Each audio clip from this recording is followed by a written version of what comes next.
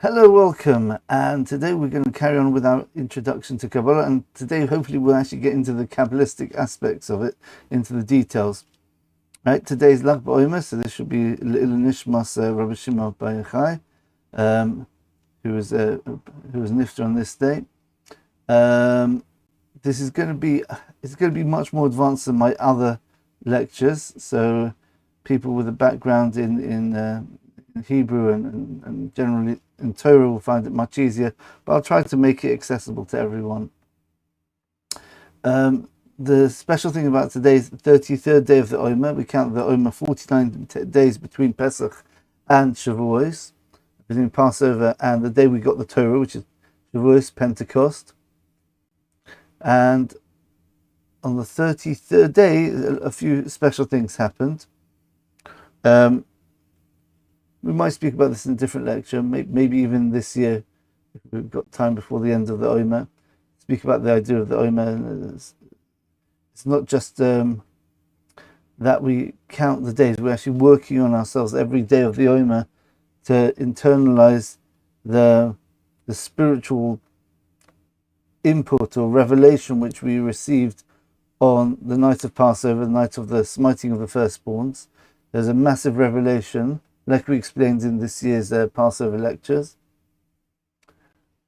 And on the 33rd day of the Omer, we count every day, is called Lag BaOmer, and this is the day where Rabbi Shimon bar Yochai passed away. Rabbi Shimon bar Yochai is one of the pupils of one of the greatest sages who ever lived, Rabbi Akiva, who lived about just less than 2,000 years ago, about 1,900 years ago. And Rabbi Shimon bar Yochai is one of his most famous pupils. And there's a celebration today on the 33rd day of the Omer. That this is the day he passed away, but we're not celebrating just the fact that he passed away. And this is actually not just, we don't really have any festivals, which we do have days where we celebrate people passing away. But we don't make a whole festival out of it. But for Rabbi Shimon bar Yochai we do. Why is that? Because Rabbi Shimon bar Yochai is the one who revealed the one aspect, one of the hidden aspects of the Torah called Kabbalah. Right? It was passed down from teacher to pupil all the way back from Sinai, and only to a very select few people. The Rabbi Shimon bar Yochai, there's a whole story. He ran away from the Romans. He was in the cave for 12 years with his son, Rabbi Elazar. And after they came out, they were just studying Torah the whole time. They got massive revelations and deep understanding of the Torah was revealed to them, the Kabbalistic side.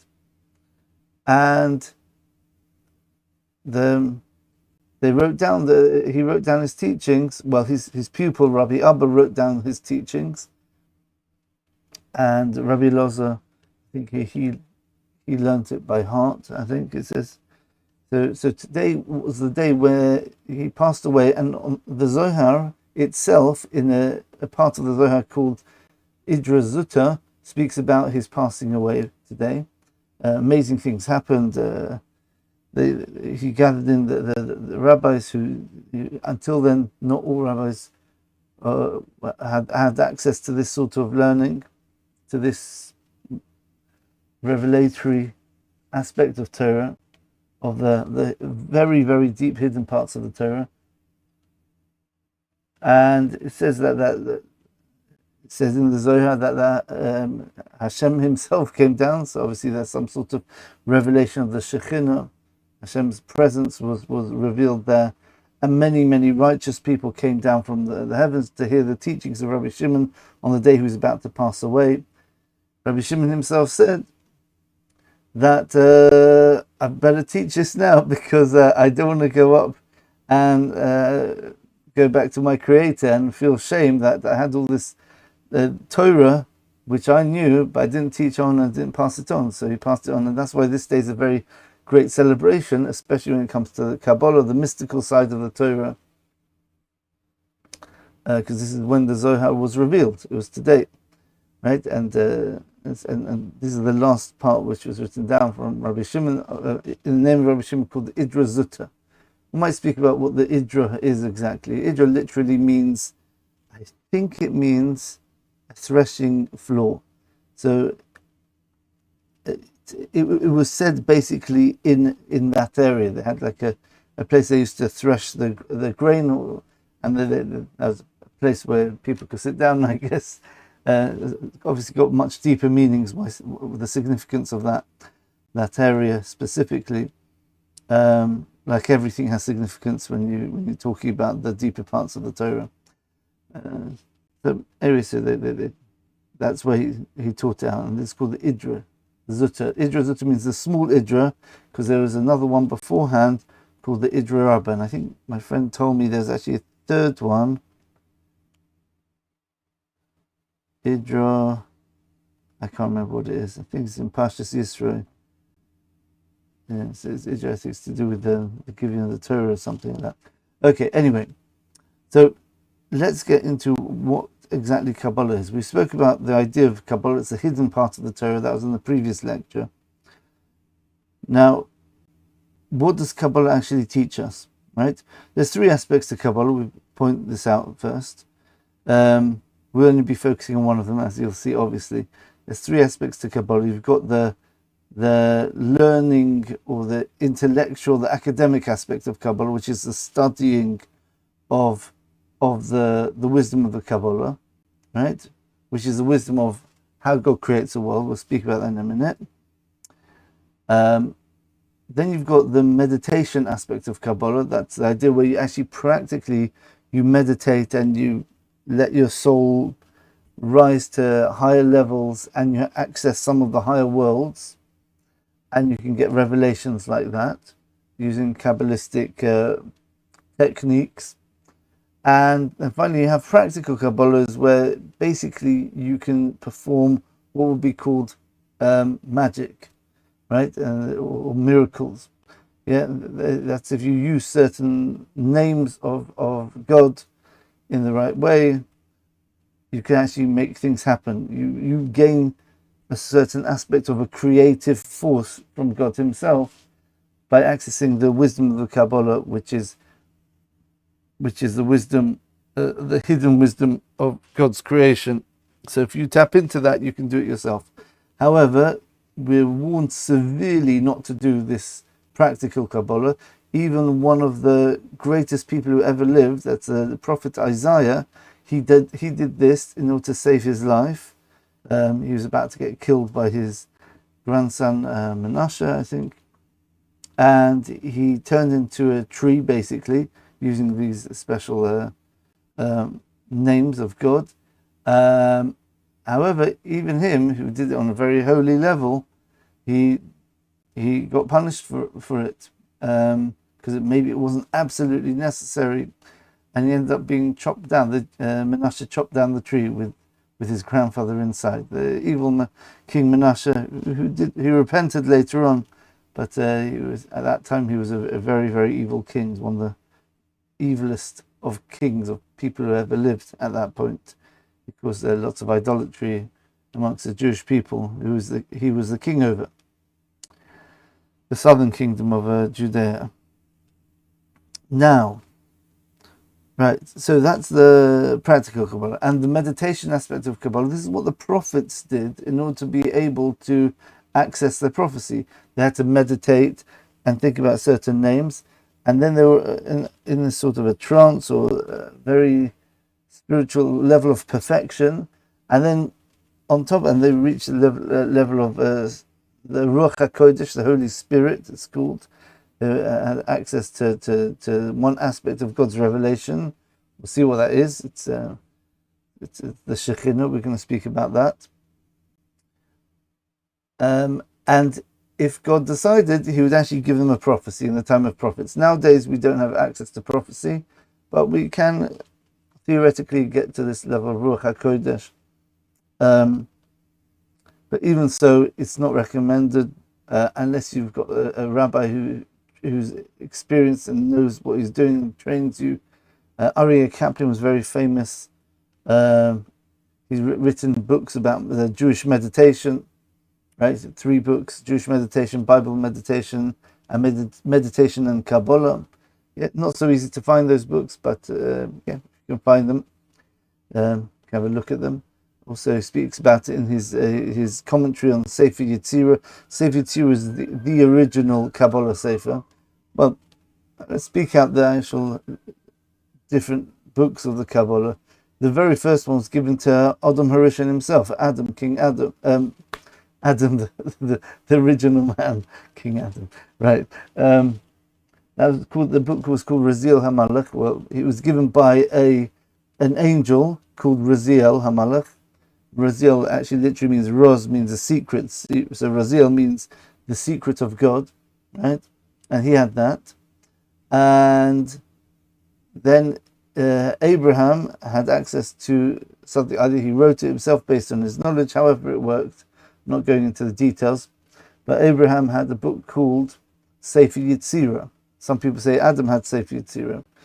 So Sefer Yetzirah is literally the book of formation, or book of creation, right? Yeah, it's got 6 chapters, I think, right? 6 chapters, I think, something like that. Yeah, and it's basically all the fundamentals of Kabbalah you find in there, right? But it doesn't. It's very, very terse, very, very concise. You can't make heads or tail of it. Basically, you get a few ideas, but there's not much detail. There's a lot of details, but it's very sort of dogmatic. Just says this is this. It's almost like a poem. It reads like a poem sometimes. So it's very, very cryptic, the whole book, and it's short. Then you've got another sefer called Sifra Tzniusa, which means the sefer, the book of Tzniusa, which means modesty, or can mean something which should be internal and hidden, right? That was written by, I believe, Yaakov Avinu. That's Abraham's grandson Jacob, right? And each one of these books is an expansion on the ideas which are hidden in the one before it. So Raziel HaMalach was very, very cryptic, extremely cryptic. Sefer Yetzirah expands on it more. Sefer Tzniusa also expands on that more. This is, I think, how the Vilna Gaon explains it. The Vilna Gaon, the Elijah from Vilna, he actually has a massive commentary on Sefer Tzniusa. And yeah, when people learn it, they basically just learn his commentary, because it's absolutely impossible to understand what's going on unless you're very, very familiar with the Kabbalistic terms. You can kind of make out maybe what they're talking about in that book. But the Vilna Gaon, he's got a huge commentary on it. Basically, you've got like one line and a whole page of commentary. And then finally, you've got the Zohar, right? There's other Kabbalistic for him, like you have the Sefer Bahir, which is also by someone around the same time as Rabbi Shimon, by Rabbi Nekudim ben Akona, and other Kabbalistic works. But the Zohar is by far the biggest. It's a huge work. It's basically set out as a commentary on the Torah, so it goes from Bereshis, Genesis, all the way to the end, right? And on the commentary to Hazinu, you have something called Idra Zutta. Right? You've got small mini books scattered amongst the actual Zohar proper, and this is the Idra Zutta. This is the story of Rabbi Shimon at the end of his life. We spoke it out. Okay, so using so we're going back to the meditation aspect. So Aryeh Kaplan, we said that he showed people how to do meditation, Jewish meditation, according to the teachings of the Kabbalah, and in his book he actually wrote a commentary on the Sefer Yetzirah. Sefer Yetzirah, that's the one which Abraham or Adam wrote. Okay, it's very, very interesting there. So it's an amazing sefer there. It's full of it's very dense in the richness of the concepts there. It's incredible. And that is meditation. Okay. But practically most Kabbalists nowadays are just studying the Kabbalah and trying to understand the best they can what God did to create the world, what he's doing now in creating the world, in fact, because whatever God did to create the world, he's actually doing every moment. And on top of that, what we can do to use that for a good purpose. And let's explain that. So there's two aspects to the Kabbalah. The Kabbalah, you've got something called Maaseh Bereshis, and you've got Maaseh Merkava. Maaseh Bereshis means the actions of Bereshis in the beginning. That's talking about God creating the world. So this aspect of the Kabbalah is teaching the deepest side, what God's actually doing when he's creating the world. Okay, and we already spoke about this in the Pesach Shir. We gave the Seer Passover Shir, where we spoke about the different tens, the 10 sayings God used to create the world, how they correspond to the 10 Sefiros. See, these are the 10 energies God reveals from himself, from his direction, in order to affect a creation and to make the 10 fundamental concepts in the world, right? Sky, light, earth, humans, animals, etc. Right, so that is called Maaseh Bereshis. But there's a deeper aspect of the Kabbalah, which is called Maaseh Merkava. It's called the action of the Merkava, of the chariot. Merkava is the idea that you've got a person who's riding on a horse or a chariot. So the chariot becomes subservient to the rider. So that means it's the idea that a lower receiver of the energy actually becomes an embodiment of the spiritual reality which is nestled inside of it. Right? So you could think about the classic example would be the soul and the body. Yeah, the body is a Merkava, like a chariot for the soul. Right? The soul exerts its action through the body. The body just is the way that the soul can get somewhere. Just like a person, I want to go to a faraway place, so I got to get in the chariot, or nowadays it would be the car, and this thing is serving me in order to help me fulfill what I want to achieve. That's what the body does. Like we spoke about in the very first Keystone lecture, the very first lecture on this channel, the whole purpose of the body is that the soul has something to work with, something to give to, right? Something to fix, right? Something to exert its goodness onto, in order that it can be similar to God in that respect. Because we want to be similar to God, who exerts his influence and goodness onto us, the soul. So we want to do the same to the body. Okay. Now, let us get on with the actual ideas of these two aspects of the Kabbalah. How we do this. Okay. So when we speak about the Maaseh Bereshis, so let's give a bit of a historical background. So let's carry on from time of Rabbi Shimon, by Yochai, who wrote the Zohar. These teachings were passed down. This is now the primary Kabbalistic work, which is used by all scholars to understand the deepest parts of the Torah. And that got passed down many generations. Eventually, it got revealed in about the 13th, 14th century, maybe 15th. I can't remember exactly when. It became more publicized, right? And then from that time onwards, you had teachers who taught more openly about the Kabbalah, but they always taught in terms of the Sefiros. So we're going to explain Maaseh Bereshis. They were speaking about the Zohar, the aspects of the Zohar, which refers to how God creates the world. So it's almost like an intellectual thing. You study Kabbalah, if you go through the works of Kabbalah before the 1500s, we'll see what happens then. The works of Kabbalah look very philosophical. They ask you questions about the Sefiros, what do the Sefiros really mean, how they relate to God Himself, etc. Right?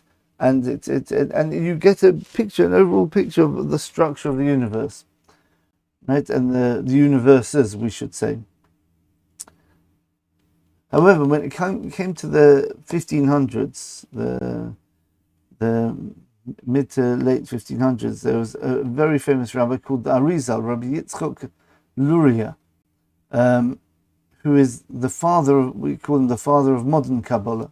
He expanded on not the Sefiros aspect of the Kabbalah. Sefiros means you describe all the 10 different energies God uses to express His power and creative force on the world. Right? 10 different aspects. We're going to speak about this in detail now. These 10 aspects which God's 10 lenses for His light to shine through to act upon the world and to influence the world. Right? There is a part of the Zohar called the Idris. We already mentioned this. Idris, literally the threshing floor. I apologize if I'm getting that translation wrong. I can't remember exactly. I think it means the threshing floor. Bay Idra. Right? So until the Arizal, they focused on the Masa Bereshis aspect, just the creative part of the Kabbalah, right? But not on the part of the Kabbalah where we do something, right? And that is called the Partzufim, right? The Partzufim are when you take these Sefiros, these 10 Sefiros, and you rearrange them into personas, right? You can look at them as different functions, as different, for example, Chesed is kindness, Gvura is strictness, right? So you think these are just concepts, these are different character traits a person may have. Whereas the Partzufim rearrange the Sefiros in a way where you're not looking at God's kindness coming to me and His might coming to me and His wisdom coming to me. You don't look at it as different aspects of God. You refer to these things as God revealing to Himself to us in the form of a relationship. So that's why we call one of the Partzufim, one of the easiest ones to explain, is Abba, Father. Actually, my Hebrew name. Right? God is our Father. Right? We say Avinu, Malkeinu, our King. Right? But Abba refers to one of the Partzufim. We're going to speak about these Partzufim. And remember, we have to remind ourselves of the second lecture on this channel about what and who is God. When we're speaking about these things, remember, this is why you have to have a very abstract mind for these sort of things. Right? Like with the warnings we gave on the last lecture. Because if a person goes wrong, you end up thinking, oh, we're talking about God Himself. You have to be very careful. So imagine, let's give you an analogy. Me. The way I am with my brother is not the same way I am with my children. Right? And it wouldn't be the same way I am with, let's say I was a king. I would treat my subjects differently than I would treat my children, or I'd treat my brother or my wife or my parents.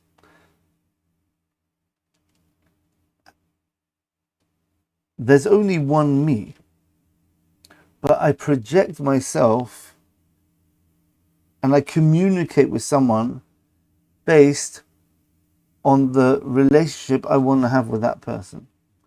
So when God wants to relate to us as a loving Father, then we call that Abba. And God creates something called Abba, Father. And when we say our Father, this is a subtle point here. We're referring to that Partzuf, right? Father, right? Abba. That's the name. But we're not referring to the persona as the Father. The persona is only a revelation, a way of communicating with us from God Himself. Okay? So we're always speaking to God Himself, but through the filter of how He wants to be perceived at that time and place, in that situation. Okay? So this is why you have to be very careful. So when we learn Kabbalah, practically, experts in Kabbalah, when they study, they use these words very, very loosely. So yeah, it says, an Abba interacts with Zerampin, and he does that with her, and she does that with them, and whatever. And you talk about different Partzufim, it sounds like you're talking about different people. You have to be very careful. You're talking about the way that God's way of revealing Himself interact with themselves, right? So let's think of an example to make that clearer in an analogy here. So I want to portray myself as a father, right, to my children. But then, on the other hand, I've got another persona, which is, let's say I'm a king as well. Yeah? So I've got subjects, and I've got to act more regally, maybe more strictly, more authoritative.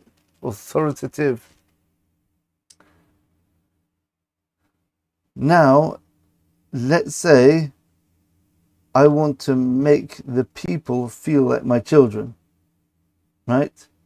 I want them to feel more love for me than fear, right?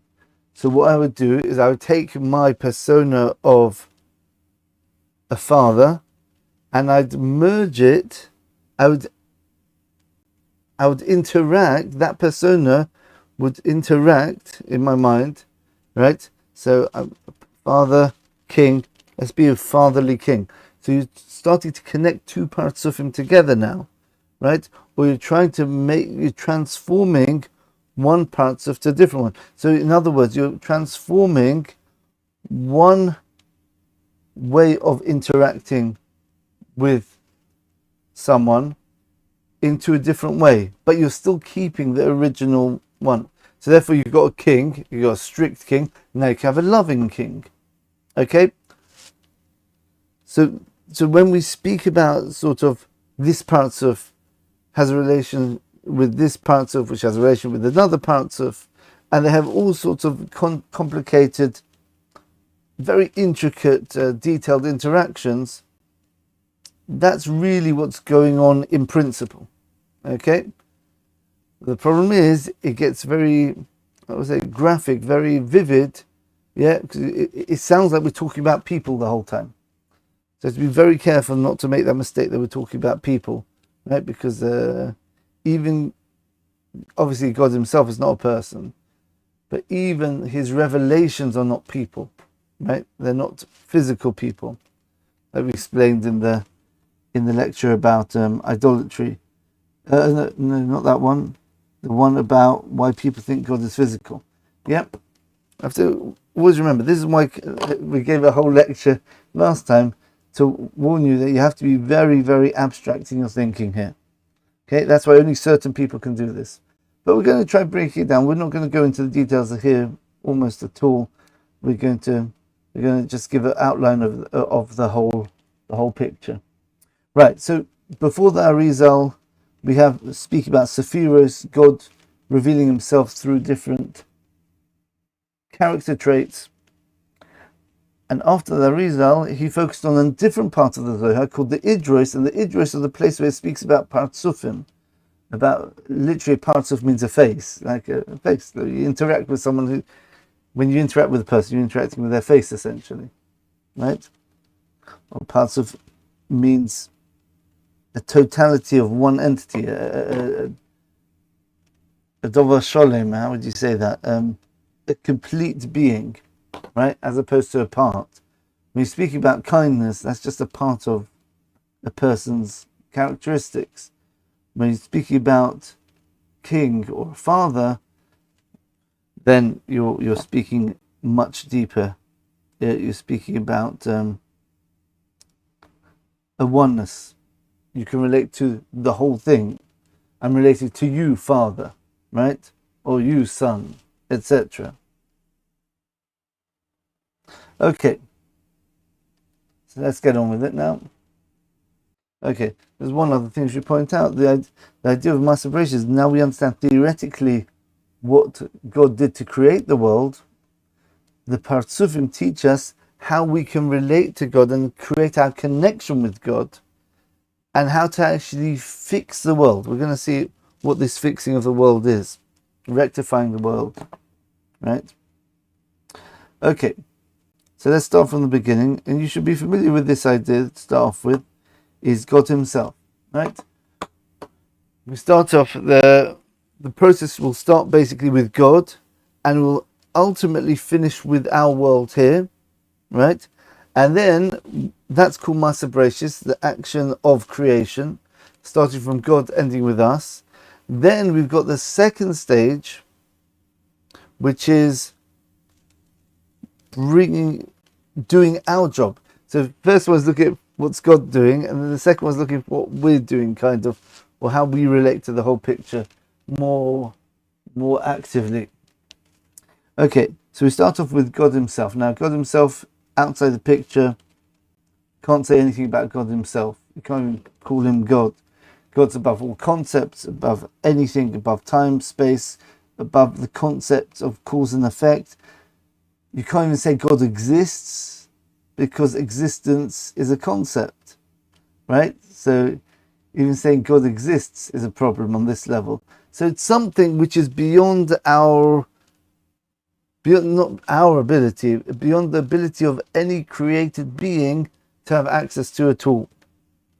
Okay, there's something which is permanent, which is above time and space, which never changed, despite the fact that that being created the world. You've got the second aspect of God, which is how he reveals himself. How he does that, we don't know. We could describe the process, but it doesn't make sense to us. How something which doesn't change can affect the change. Because when we do something to change something, we change, because we've got to change from a state of not doing to a state of doing. So that's a change in us, right? So with God you can't say that. So we don't know what on earth's going on, but that's not our concern, right? Just like we explained in that lecture about what or who is God. This doesn't affect our relationship with God, knowing that God is a permanent, unchanging perfection, or whatever you want to call it, right? Just like it doesn't bother you with any of your relations in life, or any of your interactions with the physical. It doesn't bother you that you're you're interacting in something which you can never know, because all you ever know about anything is the properties which are revealed to you through light, or through some sort of conduit, like light or sound. You can hear the thing, you can see the thing, but you're really listening to the echoes through the air. You're looking at the light waves bouncing off that entity into your eyeballs, into your brain.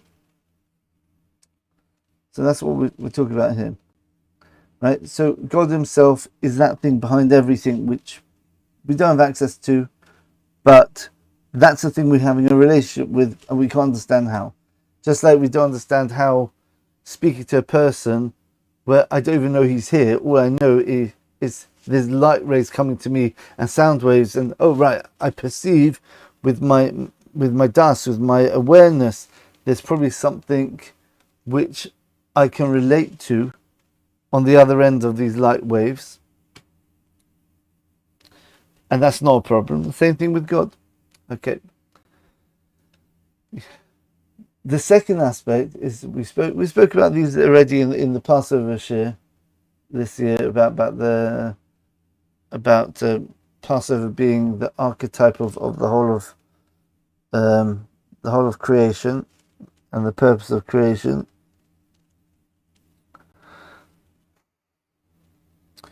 The second aspect is the first thing which we can speak about God. That means there is a being beyond everything, above time and space, above concepts, and we could talk about there is a being, right? there is a being which intrinsically exists, which is unchanging. Oh, so now we're talking about it at least, yeah? It's still, we can't have access to it directly because it's still way beyond us, right? It's above concepts even, right? But at least we're allowed to talk about the concept of this thing beyond concepts now, right? Because we're going to see this is the aspect of God in terms of how he's actually starting to communicate and reveal himself. So the first revelation we have of God is God is an infinite, unchanging being. Okay? Right? What's behind this description and this concept, we don't know. Right? But we're dealing with that. And on that we say that God is not, we can only say what he isn't. He's not physical. He's not made up of parts. He's not within time. He's not controlled by anything. He's not bound by any laws, cause and effect, or anything like that. Then what God does is he creates a circle, let's say. Okay, the reason why circle is the Arizal describes it as inside of the Ein Sof or the Oren Sof, whatever. Ein Sof means limitless or endless, right? Right? So this aspect of God where we recognize God as the beginning of everything. That's why we don't say Ein Techila, because here we talk about there is a beginning, because now it's shaykh, it's relevant to our world, to our conception of God. That means God's the beginning of everything, right? Of course, God's before the beginning, but we're never speaking about that aspect of God. Only to make sure we're framing everything correctly. Almost everything we speak about is going to be relating to that thing which we don't know, but in practice, we're only speaking about how God's revealing himself to us. That means the interaction, the relationship. Yeah, very hard to do this unless you really got these concepts down. So I recommend you listen to that second lecture again, and hopefully I won't have to keep stressing these points. Right. So God within himself, remember that means his revelation to us, right, of his being, he creates a place for something else to exist, right? Ultimately, there's no change in God himself, okay? But we're not talking about, we're talking about how God reveals himself to us. He creates a place for something else to exist, okay? That's called Tzimtzum. Tzimtzum means constriction. He constricts his total only existence, and he constricts it in the middle by creating a void which his light doesn't permeate as much as before he did that. Okay, so you can imagine you've got a whole. It's very uncomfortable speaking about this in terms of moshos. Remember, please try understanding the ideas. Don't get caught up on the images. You've got massive, endless bright light, and you've suddenly got a black dot in the middle. Right? Let's magnify the black dot, and it becomes a black circle. Okay? So this black circle is a place where everything will exist. Right? From us down here, all the way up to the angels, all the way up to God's names and his midas, his characteristics, the Sefiros, the Partzufim, and even higher than that, yeah, the highest of all the worlds is in there as well, right? The world to come is there, and we never go outside of this circle, right? Okay. The question is, do we get onto the edge of the circle itself? That's a different discussion. It's much more technical. Okay. So he creates this void. Now other things can exist. Okay. Then God takes from that light which is outside the circle, that means that infinite light, and he makes it come in the form of a line or a tube of light. When we say light, we mean divine energy, creative energy. This light is absolute perfection, because the definition of perfection which we have is God himself. So God's bringing that aspect of perfection into the world. This is the idea that we've got a place of darkness now, and then God says the darkness is not in an end. Is not created for an end in itself. It's created for the purpose of being illuminated by my light. This is the archetype. This is the forerunner of the soul and the body, which happens much later on, right? Much later on. But this is the idea. The concept's already been created here. The idea of a place of vacuum, of emptiness, of darkness, of evil maybe. The void itself is not necessarily evil, but it's compared to the God's light it is. You've got that now. Now you've got these two ends of an axis, good and evil, cause and effect. We're going to see these. If I remember, I hope I remember this. We're going to speak about that when we speak about the 10 Sefiros and the 5 Partzufim as well, by the way. But mainly the 10 Sefiros. The 10 Sefiros are split into 5 dimensions. The first set of dimensions, the dimension of spirituality, which means good and evil. Those are 2 ends of the axis. They've got past and future, and then you've got the 3 physical dimensions. There's 5 altogether, but 10 bipolar axes, right? So that makes 10 altogether, right? It says really 5 dimensions, but 5 which is really 10. Might remind you of the 10 tablets. Right? Again, if you're sensitive to these things, you'll already be way ahead of me here. Okay, so this darkness is the place where everything can exist. God brings light into it, and that's a creative light. And when that light comes in, immediately it starts to form the highest of all the worlds, right? The holiest of all the worlds. This is called Odom Kadmon. Okay, let's bring up. Okay, I don't want to look at everything, but okay, I made some nice charts here. Which one is this one? Yeah. Did I not put the 5 Olamos in? I must have. Oh yes, right. Yeah, here we go. Yeah, you look here, right? Okay. Right, these are the 5 worlds. Odom Kadmon, primordial man. We're going to see why it's called that. Then you've got ATZILUS, which is much lower down. This is already halfway down already. And the last 4 are basically in the lower half of this void, okay? Called the Cholol. Right. So focus just on these 5 here. So Odom Kadmon, when God brings in that ray of light, that beam of light, of spiritual light. Light is a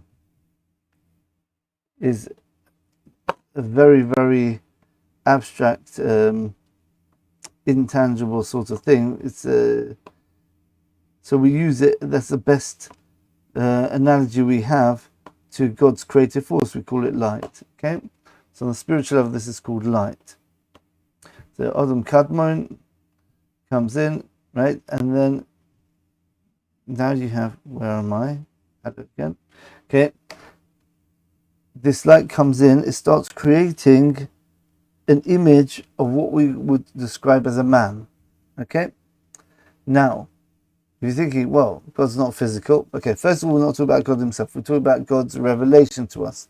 The highest revelation we have of God is a total perfect being. We are created in that image. That means that is a very spiritual, abstract sort of transcendent sort of, words are so hard with this, transcendent reality, and we are a physical version of that concept. Okay, so we're speaking about God revealing himself in the form of a person. Okay, that doesn't mean God's a person. right? And it doesn't mean he's revealing himself in the form of a physical person. This is not physical. He's revealing himself through concepts. These concepts can be if you put like the concept of a table. A table is not a physical, right? The table is a concept. It's the concept of something with a flat top and the 4 legs, right? Legs are a concept. It's something which is vertical, which can bear the weight of something. Bearing weight is a concept, right? But when we speak about a table, when the concept of the table is expressed in a physical table, then you have like a physical, we can touch it, so we can start to now philosophize about what is the concept of a table. You see what I mean? So the concepts are not physical, but you can have an expression of a concept in the physical world. Okay? So when we're talking about man is a physical. You can map all the aspects of a human being, a physical human being. You can map each part of him onto a certain concept. So, for example, we spoke about this in the 3 fundamental pathways which God creates the world, channels, kindness, justice, and truth, balance, mercy, whatever. The right arm corresponds to kindness. What's the right arm got to do with kindness? Kindness is a concept, but if you want to express the idea of kindness in a physical limb, somehow it's the right arm. You can see naturally people do kindness with the right arm that you give to people, right? You want justice with the left arm. Stop. Control yourself, right? Left arm. Okay. Right? I'm just trying to give very, very vague sort of allusions, how they correspond to the physical body. We talk about concepts here, ideas. Remember, ideas are more real than we are, right? Because the ideas are permanent. We can exist and then we can later on not exist. And before we existed, we didn't exist either. So we're temporary, right? Objects are temporary, right? You can have a chair, rearrange it, take the back off everything, it becomes a table, right? The concept of tables and chairs hasn't changed, but the chair's changed into a table. This physical chair has taken on, is changed, instead of expressing the concept of a chair, now it's expressing the concept of a table. Okay, numbers, colors, are all expressions of concepts. We could try to describe what the concept is by examples in the physical world. That's how analogies work. Analogies work, but you don't understand what something is. So I'll tell you about something else, and it somehow relates. I can see what you mean. The way this works, kind of, that also works in the same sort of way. So God reveals this light which comes into the void and starts to create a face. Okay, first the top part of the head, the forehead. Then you have ears, nose, mouth. Exactly what the order is, that's technical. But there's different aspects of light coming out of this being. So just like a human being, you've got light on the inside, you've got life force on the inside, but there's an expression on the outside as well. Right? So too, this primordial man, that's Adam Kadmon. Kadmon means the first, or the one which came before. That's the name of this dimension, this world. It has all these aspects which we would recognize in the physical body. And just like the idea of seeing and hearing, we recognize. So we can sort of, there's some sort of aspect in this Adam Kadmon, this primordial man, which has these sort of characteristics as well. So when I look at, I make sure that my child's being safe. I'm watching over him, right? So that would be the idea of the concept of seeing. seeing is also the idea of relating with something, being able to connect with something in some way. Being able to experience something, the reality of something. That's what the senses are. So these different parts of the face are where we have the creation of the 10 Sefiros, essentially. The first, I'm speaking briefly, for those who are experts, don't catch me out here, because I'm speaking more broadly.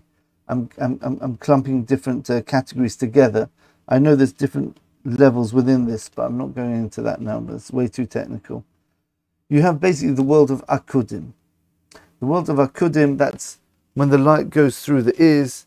You've got two sets of 10 Sefiros, two types of light.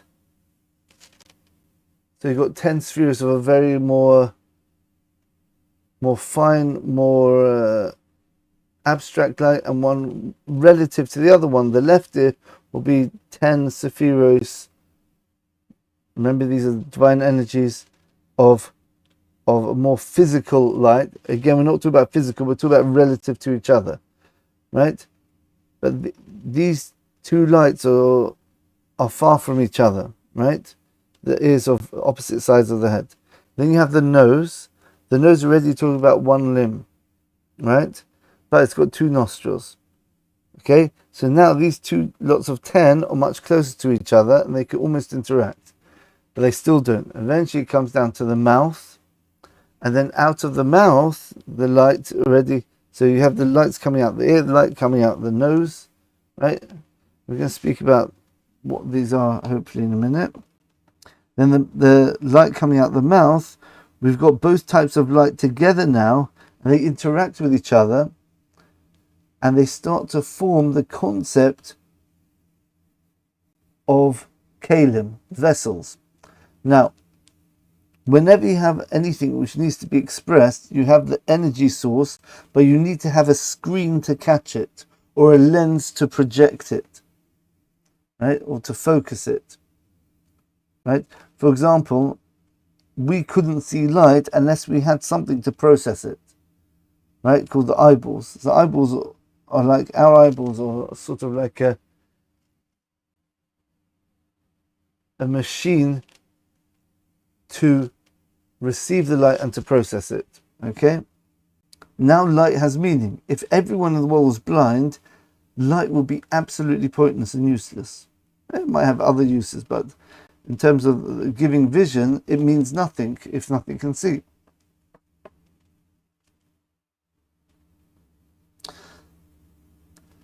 So, the light, when we talk about when God puts that original light into the cholol, into the void, and it starts to form the head of a person, a head, it's not a head of a person, a head, right? A conceptual head.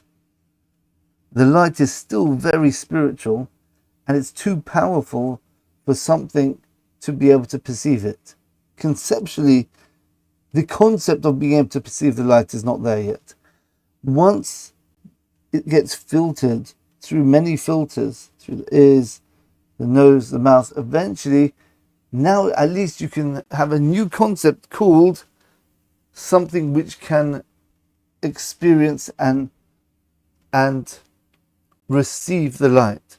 This is going to be the paradigm of us being able to have a body which can receive the light of the soul, or us receiving God's light. That's the concept which is being created here.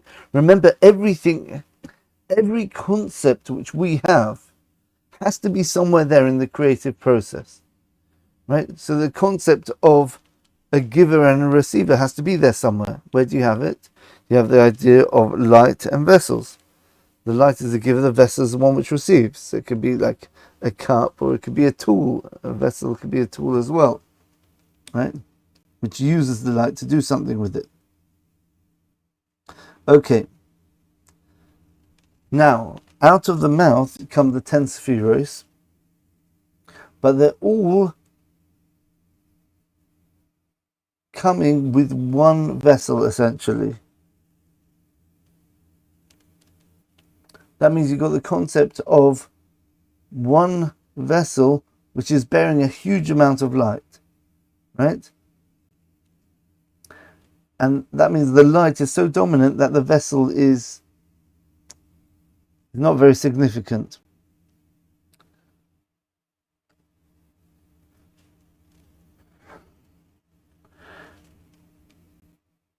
Now, that's called the world of Akudim. Why Akudim? Akudim means from Akedah Yitzchak, the binding of Isaac, where Abraham tied the hands and legs of Isaac together in order to, they wouldn't move when he was about to slaughter him, which obviously he didn't in the end. It was all a test. And that's the idea of Akudim. It literally means, Akud means tied together, like by the feet, right? So you're talking about here, the Sefiros are being tied together. So even though you have the concept of 10 Sefiros, 10 distinct attributes of God, which he's going to use to create the physical world, which we're nowhere near yet, these 10 Sefiros are still a oneness. Okay? Now, when we get to the next stage, things are going to be change drastically, right? Let's say now the light goes out and in, it goes out again, right? And this light actually extends over the body. Okay, I'm not sure when the body itself gets created, because when the Arizal describes the whole process, he said the light comes out the eyes. Where'd the eyes come from? Yeah, so it must be that when the light comes in, it creates the whole body. And now we're focusing on all the energy part of the body, right? Could be Gulim and Yochai. I'm not clear on this. So if anyone can help me out in the comments, tell me. Okay. So now you've got this light which is all bound together. The 10 Sefiros are bound together. Then you have a new aspect, and these 10 Sefiros, the light of the 10 Sefiros go down until the navel, the belly button of this man. Okay? Okay? You can already see why I had to get that whole lecture before. It sounds very physical, this whole thing, but these are all concepts. From looking at our own body, we can start to understand what's going on here. Right? Not in a physical way, but if we're good at abstract mapping, we can say, well, arm is kindness, right? The torso is truth, beauty. Right, so what's going on here? The beard, the nose. Okay. So really it's this concept and that concept which is going on. That's basically how you have to think about these things. Okay, now, then the light comes out the eyes, and when it comes out the eyes, you have 10 Sefiros, but each one comes out with its own kli now, with its own vessel. So now you've got 10 lights with 10 vessels all holding them, okay? Now, as they come out, these 10 lights go down, and they eventually go all the way down to the bottom of the feet of this man. Okay? Now, what's going on here? So what happens here is you've got a concept called Shviras HaKelim. You have these 10 Sefiros are now independent entities. Each one was trying to hold all the light in itself, but it can't. The light's still too great. So what happens? They break. These 10 Sefiros, they break and they shatter. The lights go down to a relatively higher place, and the shards go much further down. They get separated. And this is how the lower four worlds get created. It's a bit... I don't want to get into details because it's very intricate exactly how it works. It's really in ATZILUS already, but okay. So these vessels break. This is called Shviras HaKelim, the breaking of the vessels. Very, very fundamental concept in Kabbalah, right? And everything we're trying to do in this world is essentially fixing those broken vessels. Now, these broken vessels, if you think about it carefully, are different emanations from God. That means God's revelation to mankind, which is the idea of light being attached to vessels in order that they can be revealed, are now broken. So you've got God, so to speak, God trying to give his energy and revelation to mankind, but the vessels are broken. We can't perceive it. So we look at the world around us. I can't experience God. There's a rift between us, the world of the vessels, the broken vessels, and the light which we're meant to be embodying. The more we do Torah and mitzvahs, the more we fulfill the commandments, the more we become holy and are able to be a Merkava, a chariot, to receive this light and to bring the light out into the world through ourselves. Right? And we ultimately make the whole world a Merkava, a chariot, a tool for revelation of God's light in everything. And that's our ultimate purpose of the world. So God does this breaking in order to give us a place to have free will. So now we could choose, are we going to fix the vessels? i.e., are we going to try reconnecting with God? You see, we're speaking about physical things, breaking vessels, but they're concepts. What's the concept here? Easy. The idea of reconnecting with God. God, revelation being perceived by us and not being hidden because there's too much of a gap between us. Now, technically, how do these vessels end up breaking? Very important. Remember that very first Keystone lecture. So if you've heard those Keystone lectures, you internalize them, you'll appreciate so much, even the stuff I'm not saying out, speaking out here. You'll appreciate so much of the stuff which I'm saying, hopefully. What happens is, these 10 vessels want to keep the light to themselves. I can hold the light. What are they not doing? They're takers. They're not giving. Remember what we said in the first Keystone lecture? To be similar to God, to be close to God, you have to be similar. That means you have to be a giver. So these 10 Sefiros, these 10 emanations, these 10 of God's characteristics, they are different from God in the way that God gives, and these things are holding the light within themselves. The vessels are trying to hold the light in, because the Sefiros are made up of 3 things, by the way. I should have said this earlier. Light, a vessel, and there's something which connects the light to the vessel called a spark. Okay? Think of a spark as the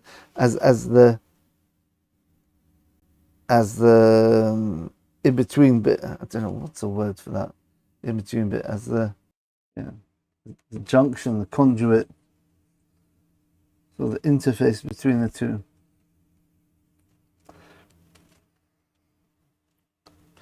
Okay, there's so much to hold in my head with this.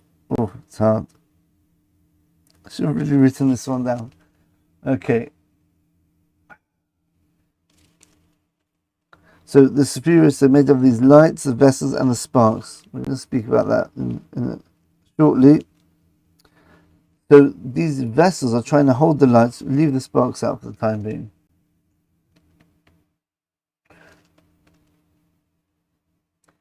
Because they're trying to take it and they can't, they break. That means if you don't be a giver, you lose your existence, you die. Now these are called, interestingly, the 7 kings which died, the 7 primordial kings. If you have a look in Genesis chapter 35, I think. 35? I think it's chapter 35, at the end of chapter 35. It speaks about the end of Parshas Vayishlach. It speaks about these are the kings which ruled in the land of Edom, the land of Edom, which is Rome. Before there was a king in the Jewish people. So you hear what it's referring to there. You hear the words, what they they're echoing something much deeper. There's 7 kings, right, referring to these seven out of the 10 Sefiros which died. It says the first king, Bela ben Be'er, right, and the next verse says, and then Bela died. And then the second king which ruled was Yovav ben Zechron Botzra, right, and then Yovav died, and then Kusham was the king. So he speaks about the succession of different kings, one after the other. The idea here is that each king died, right? And each one of these kings, their name is very significant. The Arizal speaks out, he explains the names of all these kings, what they mean Kabbalistically. They correspond to different Sefiros, essentially. But the Sefiros which broke. And this is called the Edomite kings, because these are the ones with the problems, right? Right, the Edom is under the rule of the Soton, right? We spoke about that once, I think. Before there's a king in the Jewish people. Okay? Let's bring up that verse, actually. That's a really good thing to look up. Here we go. I was mistaken. It was actually chapter 36, right? In Genesis. Look there. Chapter 36. And verse 21. 31 here. And these are the kings who reigned in the land of Edom. That's Rome. Before any king reigned over the children of Israel. Now, the idea of the Jewish people, we're the ones who fix the world, and the problem was made. The problems in the world come from the Satan, the Satan, which is the thing which creates the distance between us and God in order to give us free will. Okay? Alright, so then the verses carry on, right? And in Edom reigned Bela the son of Be'er. The name of his city was Jehovah. Then Bela died.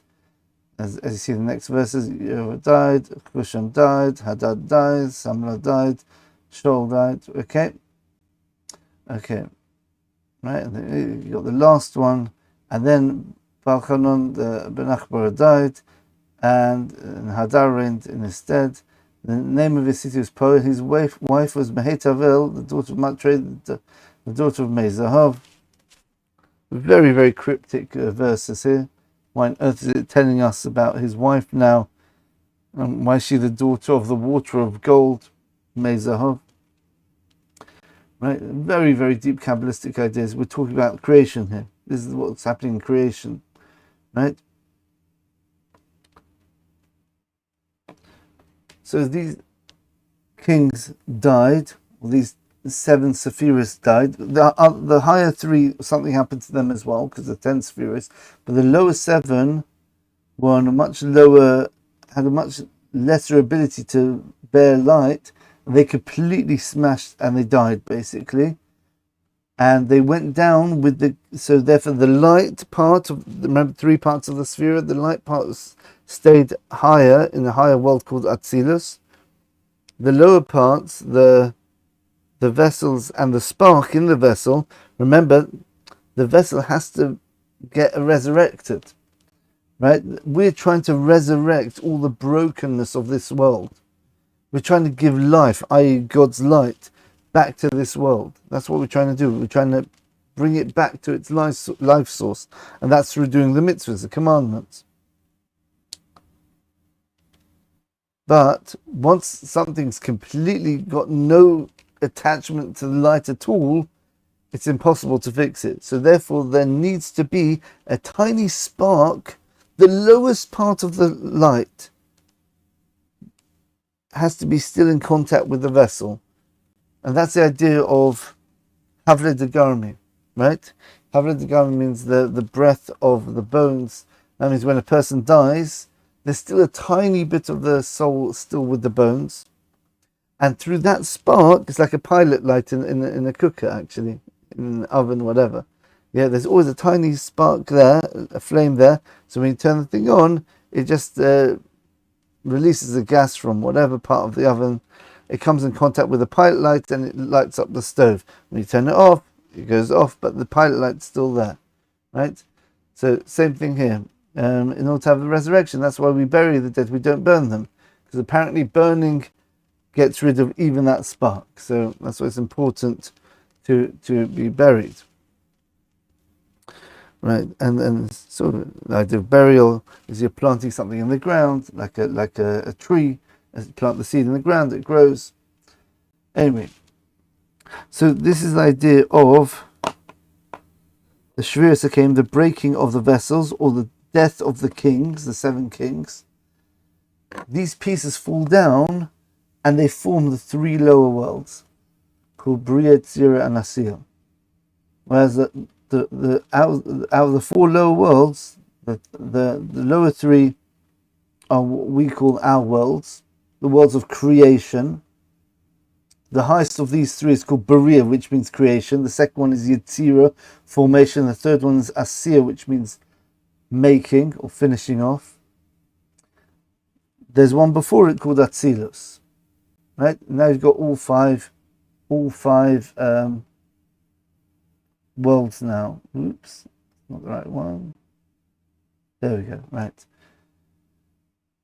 So have a look at the worlds now. So we started with Adam Kadmon. Now Adam Kadmon in truth is the whole of creation from the edge of the void, which that's the interface between the darkness and the light of the Ein Sof, God himself, so to speak. And Adam Kadmon goes all the way down to the bottom, the feet. Now, the world of Akudim goes until the navel of this world called the man, the navel of the man, the belly button. Then the world of Nekudim. Now we can explain this. I didn't mention the name of this world. It's called world Nekudim. So you've got Akudim, which means bound together. That's when the 10 spheres come out all bound together, right? Then you got, when they come out the eyes, they come down, and these 10 things they break, right? That's called Nekudim. Why they call Nekudim? Nekudim means dots, literally, yeah, little bits, because each one of the 10 spheres are separate by themselves. Not very good here, because all my fingers are connected by my hands and my arms are connected, so everything's together. But imagine 10 disconnected dots, okay? That's what these 10 Sefiros are. And because none of them are giving to the other, they break. Now, our job, and you can see God already starts the process a bit, and we've got to do I think, is it the vast majority of it, or is it just the smallest part? God does the minimum. Let's say God does the minimum which is necessary to fix it himself, and then we've got to finish off the job, basically. Right? So, what God does, and what we're meant to do as well, is we take these broken spheres, we put them back together. Now the 10 Sefiros are reformed in the form of Partzufim. Partzufim means faces. That means beings which can relate. That means you've got a father. That means a father is one who gives to his wife or gives to his children, right? A mother gives to the children, also gives to the husband, I guess, as well, right?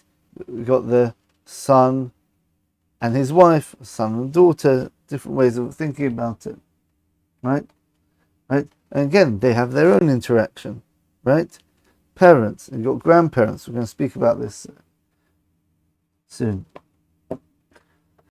So, this is called the world of Berudim, the third of the three archetypes, let's put it. Yeah, they're not the 5 worlds, so to speak. They're 3 archetypes of stages of the world, right? The first stage is when everything comes together as a oneness, right? If you remember that lecture about the 3-stage festival, it parallels this, right? Passover corresponds to this idea, the whole package, everything's together as one, right? Then you have the idea of breaking into bits, right? There's a Nekudim, the world of Nekudim, where the things break down, and we've got to do the hard work of fixing it. That's the 49 days of the Omer. Then we have, once we fixed everything, and now the Sefiros are reformed in a way where they're giving to each other. So you've got join the dots, right? You know that puzzle which children do, dot the dot, right? So one, here's 1 and 2, you connect it, 2 to the 3. So what you're doing is you're taking these dots and you connect them to each other. Now they're all giving to each other. There's a relationship now. It's like the soul and the body. The soul and the body it's not the soul by itself. The body is by itself, right? The soul's giving to the body's giving back to the soul. There's an interaction, there's a relationship there. Parents give to the children give something back to the parents. Right? Husband and wife, family. This idea of different forms of giving. Everything's giving to everything else. So therefore everything has that similarity with God now. So therefore they can exist without breaking. Okay? That's what Partzufim are. Now, in terms of these Partzufim, we're going to what they are exactly. We already mentioned father, mother, right? So we're recreating our relationship with God. Instead of relating to God as God's kindness, God's mercy, God's justice, right? Refer to God as something more personal. God, you are our Father, right? Right? Right? Just like a father. So you think, well, what's a father do? My father, I like fathers. Fathers are so nice to their children, right? Oh, so that's what God's our Father. Wow, fantastic. God, our Father, lovely, right? Then you can think of God as a husband, right? Right? We know a husband and wife. Oh, wow. God is like a husband to us. Amazing, right? We start to appreciate different ways that God relates to us and we want to give back to God. Okay? As much as we can. Obviously, giving back to God. All of this facade of creating relationship and light waves between us and Him. Yeah? But the relationship is real. It's not like, oh yeah, you're pretending to be a father to us, so I'll act as if you're a father because that's the way you're revealing yourself to us. No. That's not how you treat your real father, right? Or your real wife or whatever. Yeah? You relate to them with a genuine feeling of closeness. Right? So with our Father, right? So you want to know what this way of relating to God is called? It's called Abba. Right? Oh, and then there's a very, very high one called Aruch Ampin. Grandfather. Was that? Wow. You know how it is when if people have merited to live, grew up with grandparents. Yeah, I had grandparents till I was a teenager, and yeah, they spoil the grandchildren. The parents, good parents, are nice to the children, but they got to be careful not to spoil them. Grandparents, forget it. You come here, you want some chocolate while your daddy's not looking. Here, come on, have the chocolate, right? Have a bit of this, have a sweet, right? They spoil the grandchildren rotten. That's the idea of a grandfather, right? Grandparents. So our grandparents, and then we say God's our grandparents as well. Oh, it's ultimately the deeper part of what God's doing to us, yeah? It's all coming from a place of grandfatherness. That means He just loves us. He just wants to give us so much good and wants to spoil us, right? But He knows the best way to do it. God, remember, behind, knows that the best way to do it is for us to earn it. So therefore, Father, and God's our, let's call king, let's say, judge, right? Yeah, so make sure you do it properly, right? Deep down, He really wants to give us the treats, but He knows if we don't deserve it, we won't appreciate it because we'll be takers and not givers, right? That's the idea. So I'm mixing a lot of the Kabbalah in with the interpretation of the Kabbalah, right? With the meaning behind the Kabbalah. They go hand in hand. Depending what school of Kabbalah you follow, some emphasize the interpretation more, some focus on the actual getting the structure clear. Different schools are. I generally follow more the Ramchal. We spoke about many times the Ramchal's school of Kabbalah, where he goes into the ideas behind it, the idea of what does it mean, the idea of giving, taking, receiving. So I'm explaining in those terms now. The idea of that's why the vessels broke, because they didn't give, and then therefore, and what does that mean? According to Ramchal, that means they're not similar to God. If you're not similar to God, you break. Because you can only exist in as much as you're similar to God. And if you're not a giver, you're not similar to God. You don't exist. You break, you die. We can fix it. Okay, so this is the idea of the reformation. So we're going to have a look at some of the ideas. So that's essentially the whole of creation, basically. Started with God, create this man, which goes from head to toe. The top part of the man, the head, is where the creation of the Sefiros starts. And why couldn't God just skip that stage and go straight to the second stage of the breaking of the vessels? Because we have to have the concept of what perfection looks like. Then you've got to actually start creating practically. Those are the Nekudim, the 10 dots, and that's what happens when it breaks. And now we've got to fix it to get back to that original Akudim stage. But throughout giving now, instead of all the 10 Sefiros just being one, there are 10 Sefiros, but they're all giving to each other. Okay? Very deep. Remember, that's how God created Adam. God creates us in His image. But now this is beautiful, because the image is actually a 3-part process. What's God's image? The Adam Kadmon. Akudim, the spheres collected together. Nekudim, different dots where they break, and then they reconnect. How does God create Adam? He creates Adam and Eve back to back. The giver and the taker, the man and the woman part, are one. There's different entities here, just like there's 10 Sefiros in Akudim, right? The one which are bound together, right? Adam and Eve are back to back with each other. Okay, they're one entity. They're two beings, but they are one. So God says, we can't have that. Let's see what happens if they can't give to each other because they're not facing each other. So they break, right? This is called the Nasira, right? God cuts them down the back, so to speak. And now they're two separate entities. That's Nekudim, they're broken. Now to re-earn their existence, they've got to give to each other. That's how they come face to face and have a marital relationship. And that's what creates the giving. And once you have that relationship, you can produce children now. Right? That means, on the deeper level, that means that the way that God sets out the world is he starts off just totality, just oneness, but then I want you to have your own separate existence, but then you're going to break if you don't. The beginning of the process, you haven't earned it yet, so you break. So start earning now. Now you start giving. Give to me, give to your body, right? By giving me the opportunity to give to you, like we explained in that first lecture there, about why evil has to exist, right?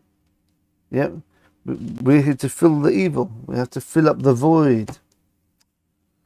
I hope you're seeing all these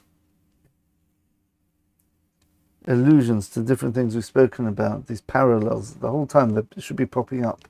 I gave a whole lecture on this once, actually, a while ago. You might not have appreciated it. Hopefully now you'll appreciate it. It's the idea of the God's blueprint. That's essentially what we're talking about here. But you can see it happens on so many levels.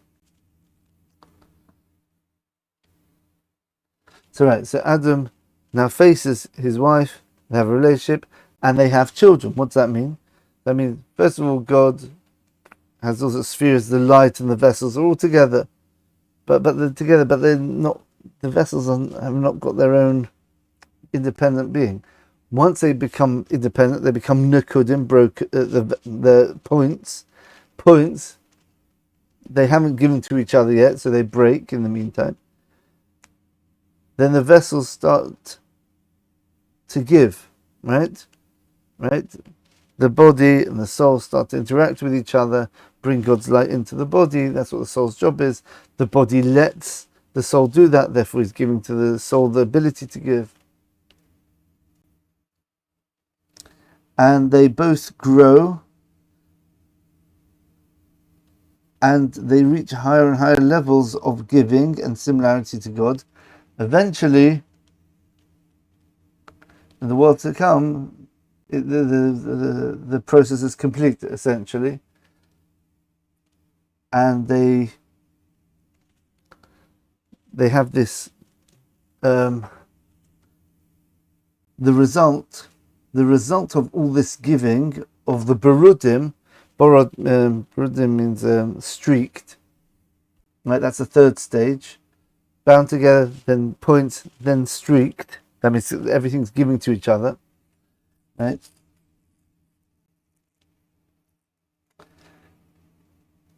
What happens when things give to each other? Now that our soul's given to the body's given to the soul, now we can all experience the product of that giving, which is closeness with God, right? Life. We produce life, right? And we're producing our life, essentially. Our ability to really live. I experience the source of life, which is God. So again, that's like Adam and Eve being back to back. They're one, but they're not two separate entities. They become separate. That's stage 2. Stage 3, they give to each other. And I guess stage 4, they produce children. That means they've produced something which they were created to do, to produce children and to give, right? In terms of the nimshal, in terms of what the analogy is meant to represent, it's the idea of us giving to our bodies giving to our souls, and that produces the fruit being children, right? What's the children of our giving? It's our connection with God, which is the fruits of our work, the fruits of our labor, the reward, if you want to put it like that. Okay, right. So there's so much to talk about here. Okay, let's have a look at some diagrams we've got here. Let me just pull it up. Okay, so this is what the 10 Sefiros look like in terms of their structure. Obviously, it's not physical. In terms of the concept tree, okay? So you can start off with Keser.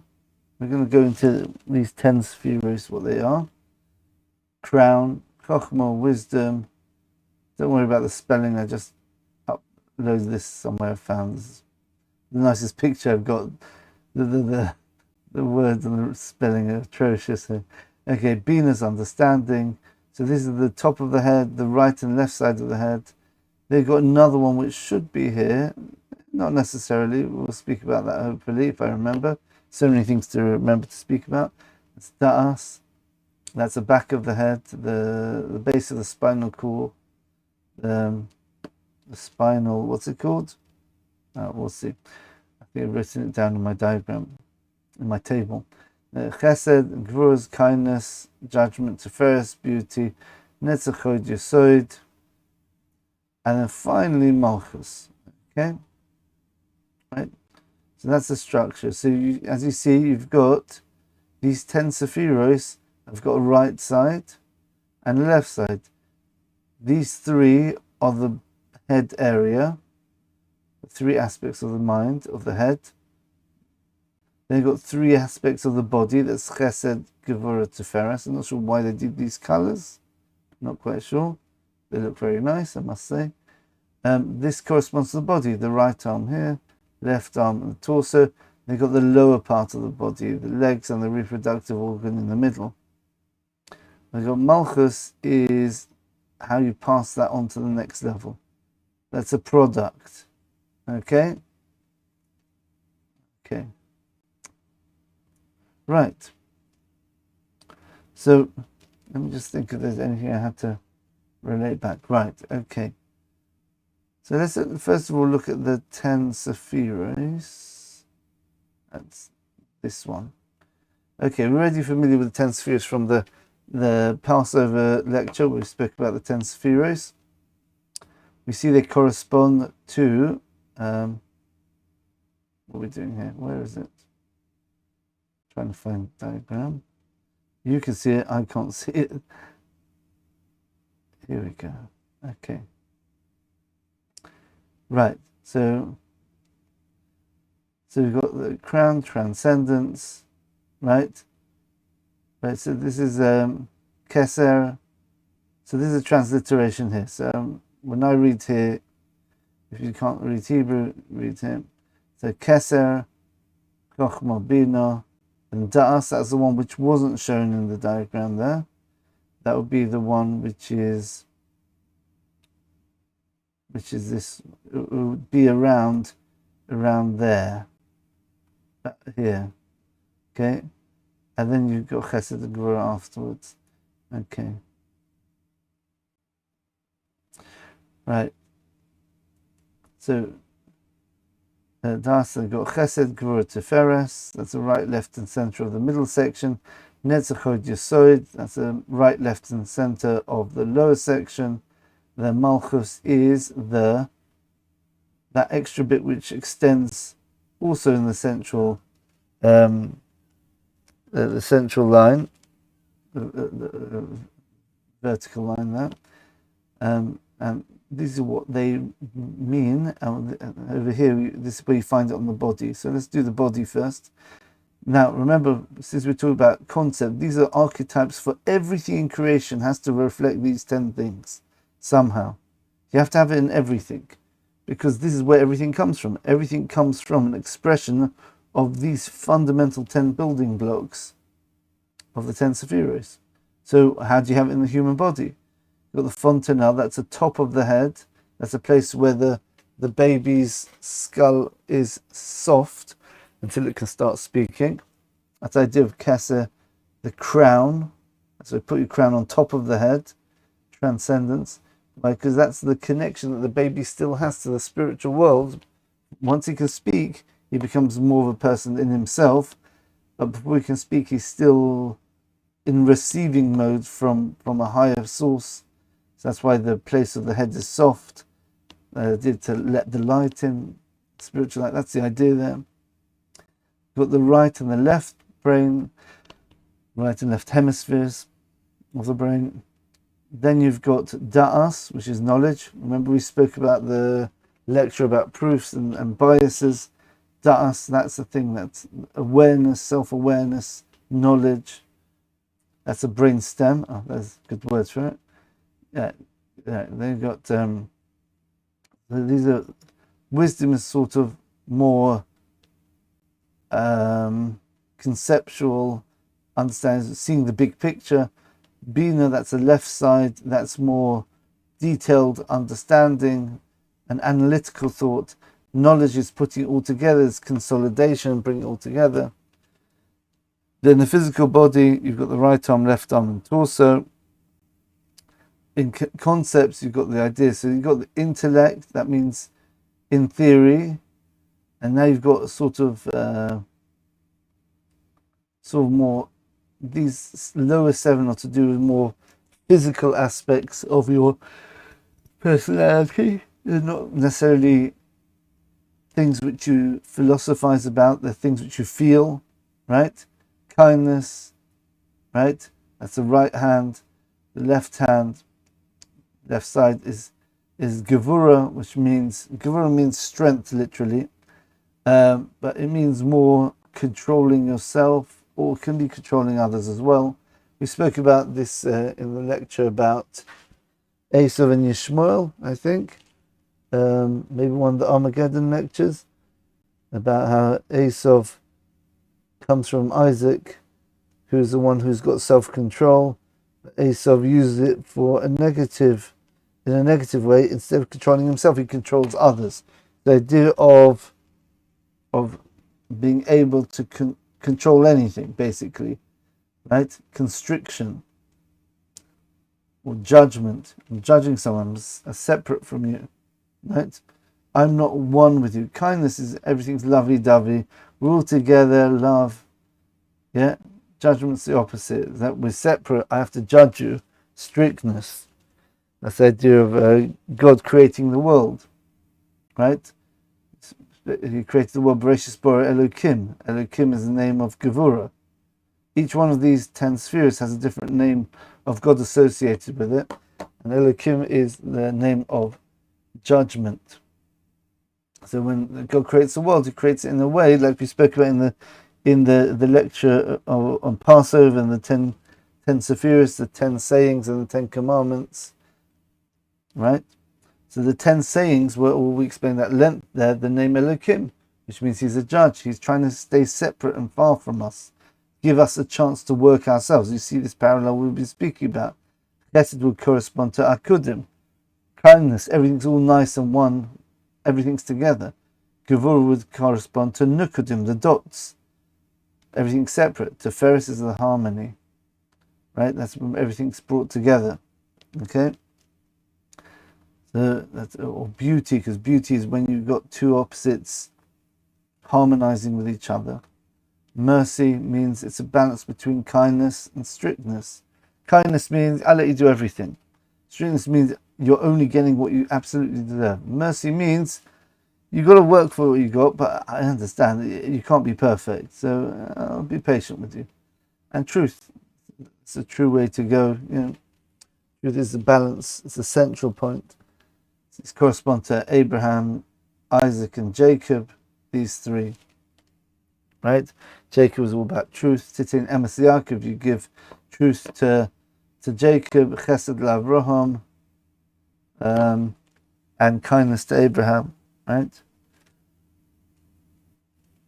Right? I can't remember, it's in the prophets, that verse somewhere. I can't remember exactly. It's the end of one of the Haftorahs.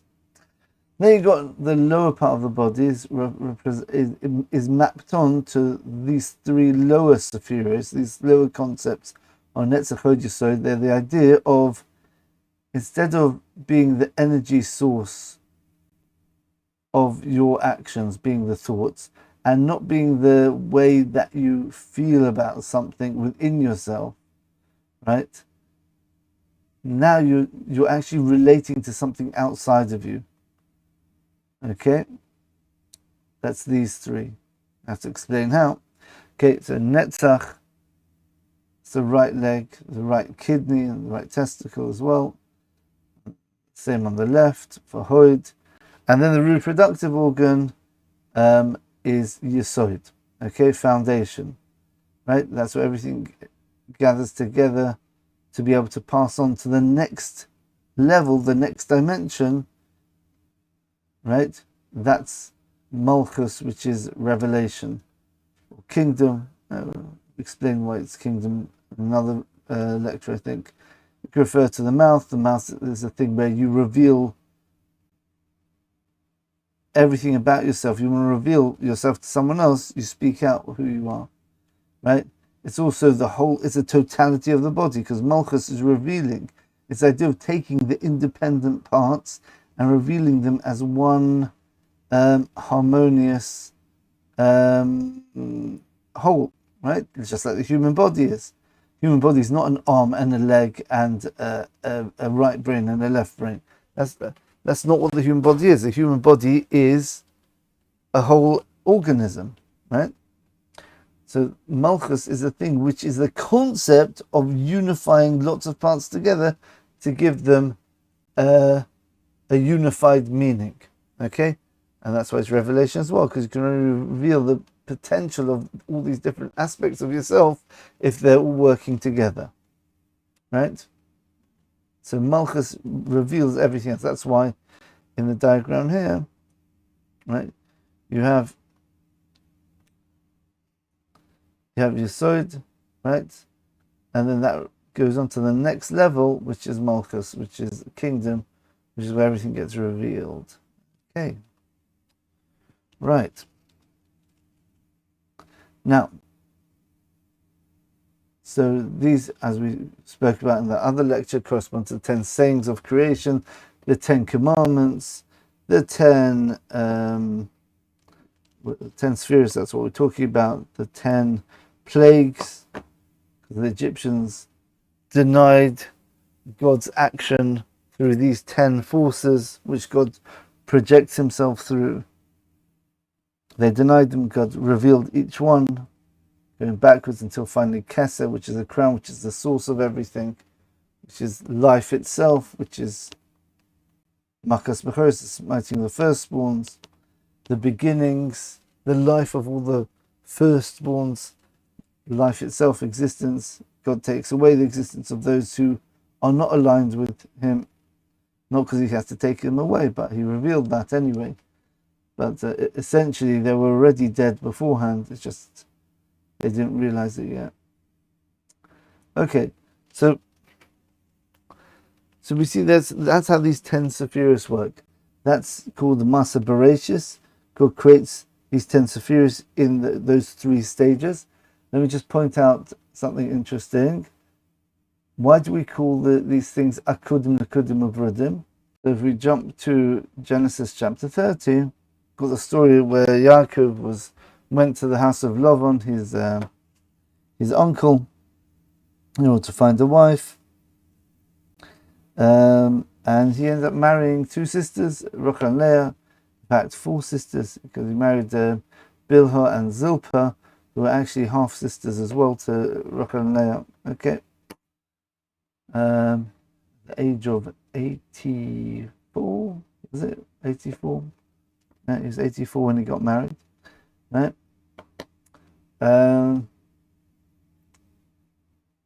And we see here the whole story of how they all give birth to all the 12 tribes, 12 sons of Jacob, except for Benjamin, who's born a bit later on, after they left the house of Lavan. Right? And then they make a deal. I'm leaving now, give me my wages, please. Right? And Lavan says, fine, let's get on with it.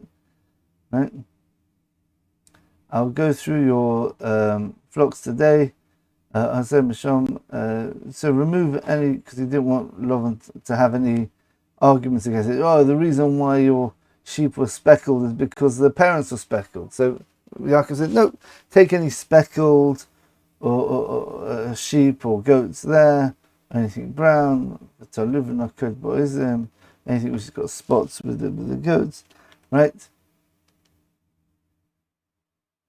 Right, so okay, and basically Yaakov agrees that I'll take the sheep which are spotted or patched or striped, okay, or they've got and basically Lavan kept changing the deal over and over again, basically, right?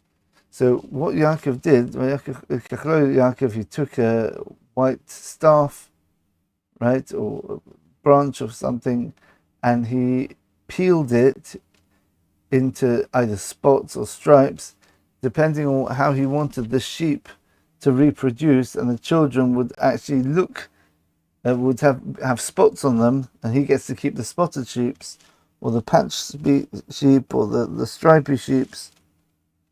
He wanted to help influence this. So on his flock, which he was going to produce these sheep from, he would put these sticks in front of them when they're about to cohabit. I don't know what the word is with sheep, right?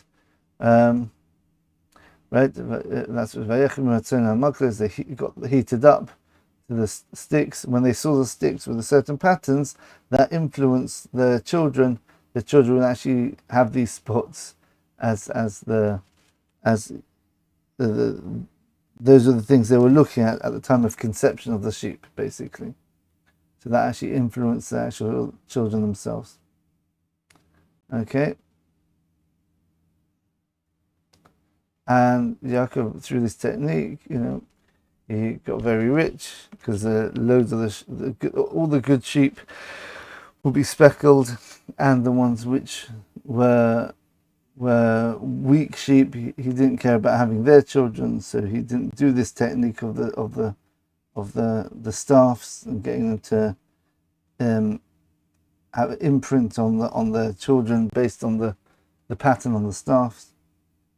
It shows important the thoughts a person has when they are trying to conceive a child, what they think about affects a child.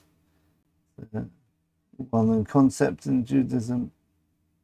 The holiness of marriage, right? Have the right frame of mind, etc.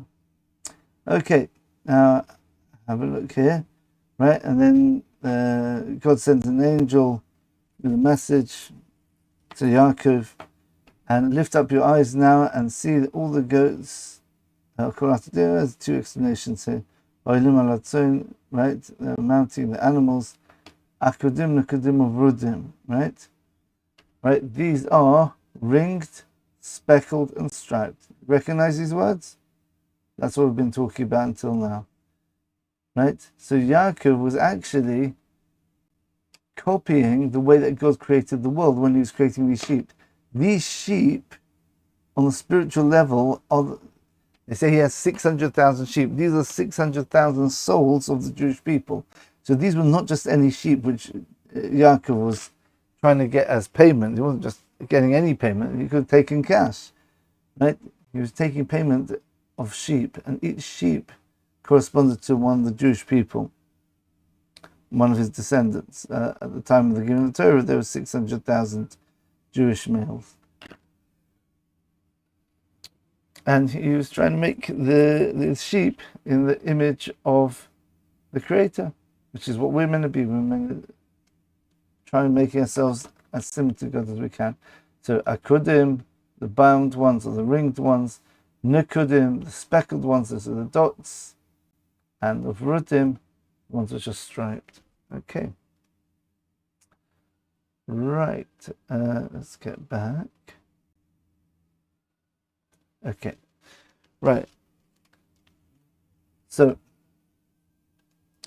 it's this beautiful idea, how so many ideas, when you understand the Kabbalah, you look at a verse, the story of Jacob and the sheep, very interesting story, you could write it in a children's book with illustrations, but talk about something much deeper. Talk about he's trying to make the physical sheep to have the spots and the stripes, to reflect the concepts which God uses to create the world. The idea of oneness to start off with, bound, ringed. Then God lets things separate. That's where danger can happen, things break. And the idea of the correction of that, which is, how do you translate it here? Striped. Yeah, the idea of striped, things when things reconnect with each other. Okay, so those are the 10 Sefiros. Now let's look at the Partzufim, but we'll start off with this. Okay, so let me just get this up. Here we go. Okay, so let's start off here. There's no order of these things. I tried to put in the best order I can, but it's too fiddly to move columns around. Okay, so you've got Adam Kadmon is that primordial man. That's the whole of creation essentially, from beginning to end.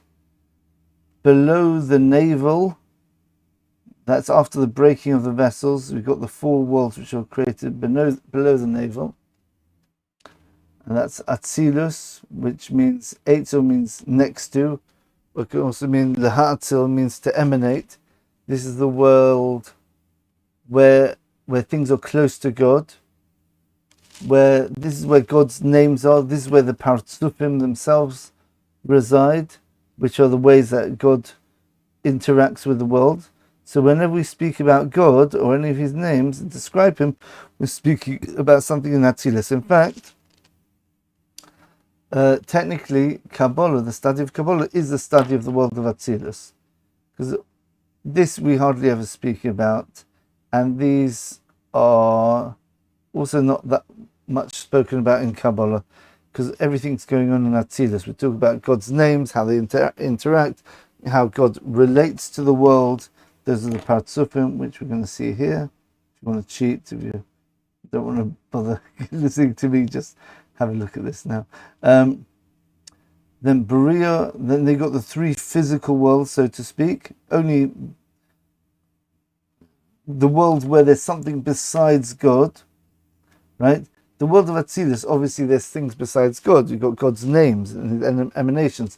But this is all called God's side of the equation. These are all God's tools to project and to relate to the world. The world being the three lower worlds. The highest world, that's where his throne of glory is. The Merkava, right? That is the primary vessel, or you hear what I'm saying about light and vessels? The idea of the Merkava, about the idea of the soul and the body, the idea of the rider and the chariot. The chariot is just at the top of the world of Beria, right? The word Beria means creation of ex nihilo, something from nothing, which means that beforehand it's just God, now it's something else. Yetzira means yesh miyesh, something from something. That means there's already something. Now you're forming it like a potter takes the clay which is already there. You're not creating anything absolutely new. You're not creating the clay. You're just taking the clay and reforming it. That's Yetzira. Like a yoitzer is a potter, right? And asiya means action or doing. And that refers to giving something the finishing touches and completing something. And we are in this world here, asiya. Now, when we say we're in this world, there's, as you can expect, there's 10 sefiros in each one of these worlds. In the world of asiya, there's something called, out of the 10 sefiros, let's just bring that up once more, just to remind you. Right? So look here. So you've got the 10 sefiros, Kesach, Chochmah, Bina, Chesed, Gvura, Tiferes, Netzach, Hod, Yesod, Malchus. Now all of this you find in every world. Okay, this structure. You find the 5 Partzufim in each world as well, by the way. But if we're talking about the 10 sefiros, if you want to know exactly where we are, the Malchus of the world of Asiya, but we're only in the Malchus of the Malchus of the world of Asiya. Right? Okay, so very low down. And I think Gan Eden, the Garden of Eden, the physical Garden of Eden, is also in this world somewhere. I think it's in the Bina of Asiya. Either the Bina of the Malchus of Asiya or the Bina of Asiya itself. Okay. All right, anyway. Okay, right.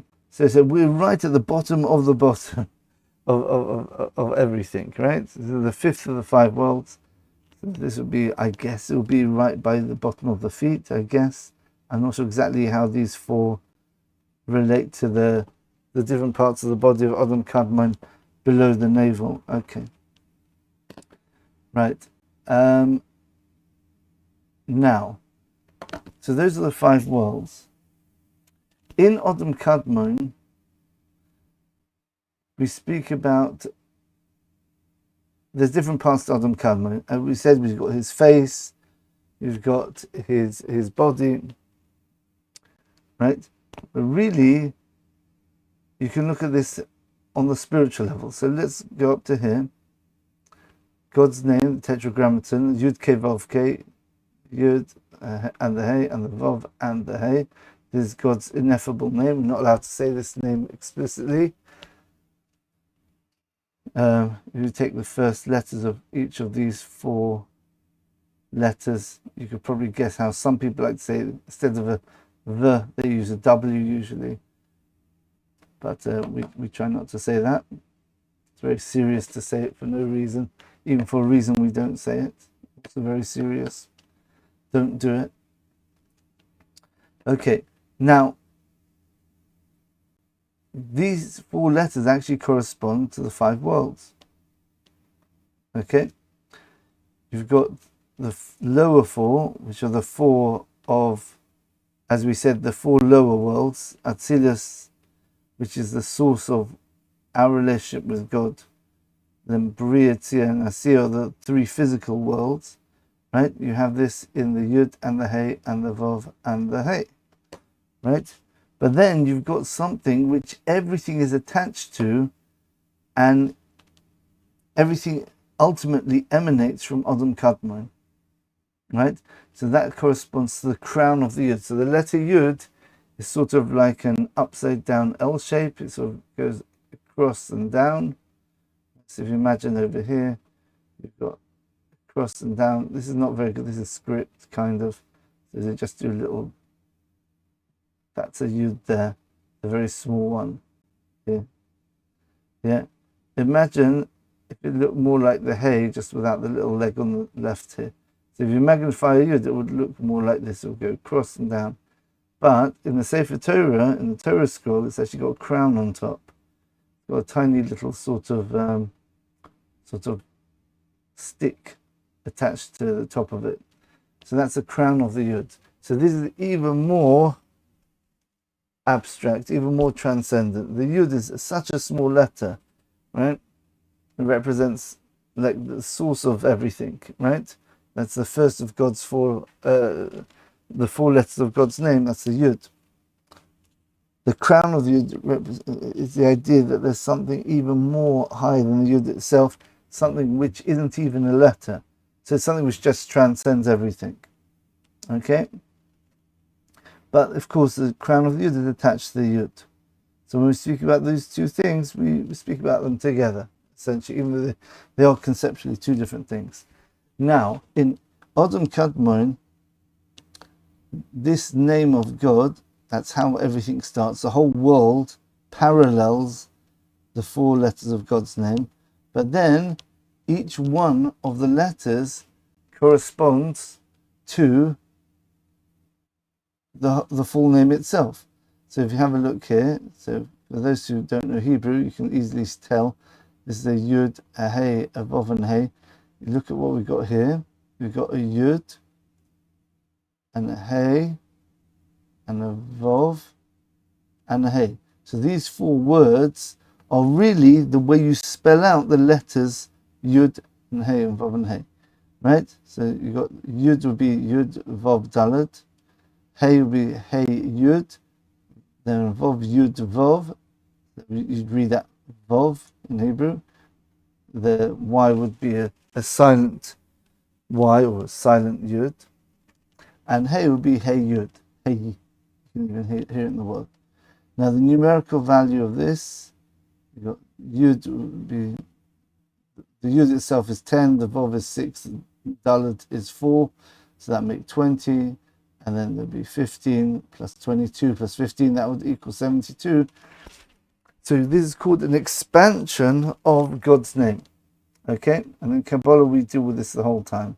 These different expansions of God's name. There's 4 ways to spell the letters of the Yud and the Hey and the Vav and the Hey.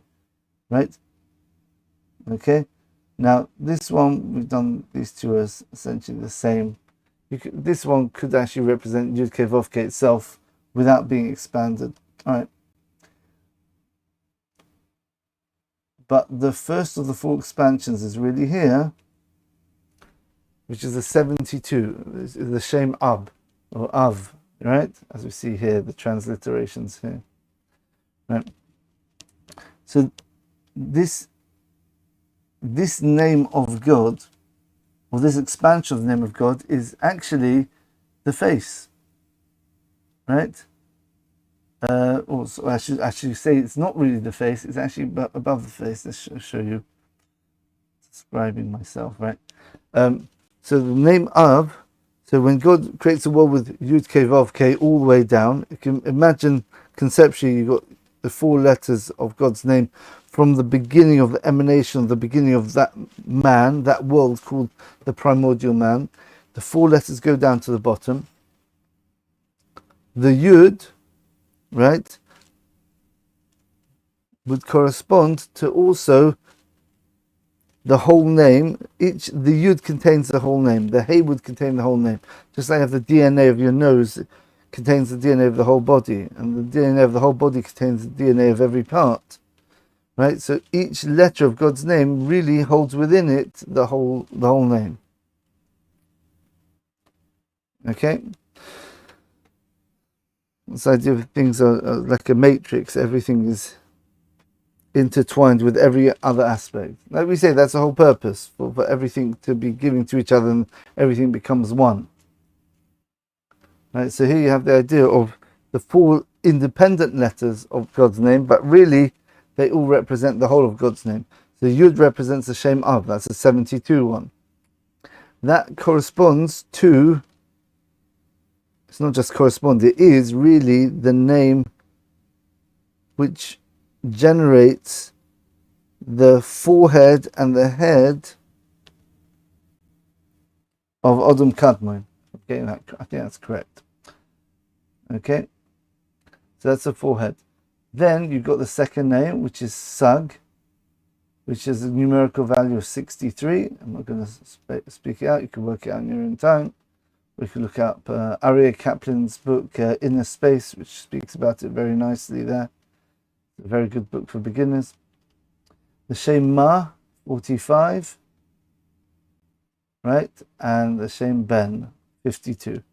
Okay, now these last two, these 4 names, Ab actually corresponds to the top part of the head. Sag corresponds to the face. So that would be where the ears, the nose, and the mouth, which we spoke about. In fact, that's referred to as Abda Sag. So within Sag itself, you have 4 levels. These 4 levels, Ab, Sag, Ma, and Ben. So within Sag, that means within the face, there are 4 elements, right? You've got the Abda Sag, which would be the ears, nose, and mouth. And you've got the Sagda Sag, which would be the eyes. And then you've got another 2 elements. I'm not sure where they are exactly. Right? That's the face and the eyes. Okay? So now then you've got, remember we spoke about the breaking of the vessels? The breakings of the vessels, the shards go, and they actually are the spiritual creative force and of these 3 worlds of Bria, Yetzirah, and Asiya, were actually made from those shards. They're broken, but compared to what we are, they're massive divine energy, just based on the sparks which are in it. Right? And then you've got the name Ben. Ma and Ben are basically, once the breaking happens in Sag, remember the Sag is the eyes. That's where the 10 spheres come out separately and they break. Then we have to reform them. And we said God already starts to do the reformation process, the tikkun process, the fixing, the rectifying. And we basically got to do the rest of it. He gives us the archetype, kind of. He does the first brick in the wall, so to speak, and we've got to do the rest of it. So what names does he use? He uses the name Ma and Ben. Okay, so these 2 names are below the navel, let's say, of Adam Kadmon, and you've got these broken shards. They get fixed by these 2 names. They get reformed. These 2 names are below the belly button area. It's called the parsa, technically, which means the screen or the ceiling. I'm not sure what the best translation is. It's a diaphragm. It's like a separation, basically, between the high and the lower part of Adam Kadmon, which is understood to be around the center of his body, around the navel. So the name Ma is another divine energy which is below the middle. Okay, so we already had Ab is the very top part of the head and the forehead. Sag is the face, and it extends down. The energies actually go down to the navel. The Ma and Ben are in the lower world, basically, and they form, basically Ma and Ben form the Partzufim. Different parts of them, the Kesser of Ma and the Kesser of Ben, half of one of them creates one Partzuf, and the other half of the Kesser creates another one with the Chochmah of the other one, And it goes on. It's very, very complex, so we're not going to get into the details. But basically, the combination of the 100 different Sefiros of Ma and Ben, each one's got 100, because you've got Keser until Malchus, and each one's got its own 10 Sefiros. Each Keser's got 10 Sefiros, Chochma's got 10 Sefiros, Bina's got 10 Sefiros. You've got the names here, right? Right, and Ben's got 10 by 10 as well, so it's got 200, and you rearrange them in a certain formation, and you get different parts of it. You've got Arich Ampin, there's another one, Atik Yomin, which are usually associated as one parts of Atik Yomin and Arich Ampin. Long face, which means someone who's very merciful. Long to Ampin can mean a face. It can also mean anger as well. So it means long to anger, slow to anger. Abba's father, Ima's mother. Zerampin means small face. That means short, small face. You can understand. That means short to anger. That means justice. God. This is how God relates to us as a judge. And Nukva, it's in long here, but Nekeva, literally in Hebrew, means is female, but in Aramaic, these are all Aramaic words. Nukva is female. And that's the idea of the Shekhinah, or the Shabbos queen, right? The female is the one who reveals. And so remember, if you imagine, this is what the world of ATZILUS, that's this one here, the world of ATZILUS, which is basically formed by the Ma and the Ben of Adam Kadmon. Remember, all these four are just the lower half of Adam Kadmon. The ATZILUS is basically the world where God's names are. That's all of these things here. It's the 10 Sefiros of ATZILUS, which are rearranged in the form of the Partzufim. So if you have a look at here, see basically the Keser of the Ma and the Ben gets reformed into the Arich Ampin. The Chochmah essentially becomes Abba. The Bina, it's more complicated than this, but essentially Bina becomes Ima. That means wisdom and understanding come from the parents, right? Right, they're the teachers. They got Chesed, Gvura, Sefiros, and Netzach, Hod, Yesod. These 6 spheres all together create what we call God. When we speak about God, we're referring to this. This is called Kutra Brichu. Yeah, Akash Baruch Hu, the Holy One, blessed is He. This is Arampin, and that's how we relate to God in our current state, in this world, where God judges us. That means because God says, you've got commandments to do, you do them good, you don't do them not good. Okay? So that means short temper. That means we do good, fine. If you don't do good, there has to be punishment. And that's formed by 6. We're going to see why 6 in a minute. Right? And you've got Nukva's Nekeva, that is the Shekhinah, that is how God actually reveals what's going on in His justice. Sometimes that can be hidden, and the Nukva makes it revealed. Right? And that's revealing. So this energy which comes down from God, so let's say we're being good boys, right? Zerampin says we're doing well. Okay. Remember the Dimensions of Time lecture about the Leviathan. Not always will we feel that we do good and good comes down because of that. That's because Nukva doesn't always reflect Zerampin completely. It depends on what state we are in. Right? We influence the way that God interacts with us. Yeah, so Lashon Hora, for example, Lashon Hora is revelation, right? You reveal with your mouth, with your tongue. If we speak badly, then it doesn't matter whether we've got a lot of good stuff stored up with Zerampin, with God. Right? Remember, it's a name, just God. That's how we relate to Him now as a just God who's fair, right? As opposed to just kind, right? So we've got a lot of good stuff stored up for us. We misuse our speech. This gets damaged. This parts of gets some sort of, it reflects what we do, so therefore it also doesn't express what it's meant to express, which is good stuff. Or it could work the other way around, end up with judgments not being revealed. We speak good, so therefore the filter makes, so this negative, it would be a negative force, negative energy coming to us, some suffering or something going wrong with your life, which comes from here.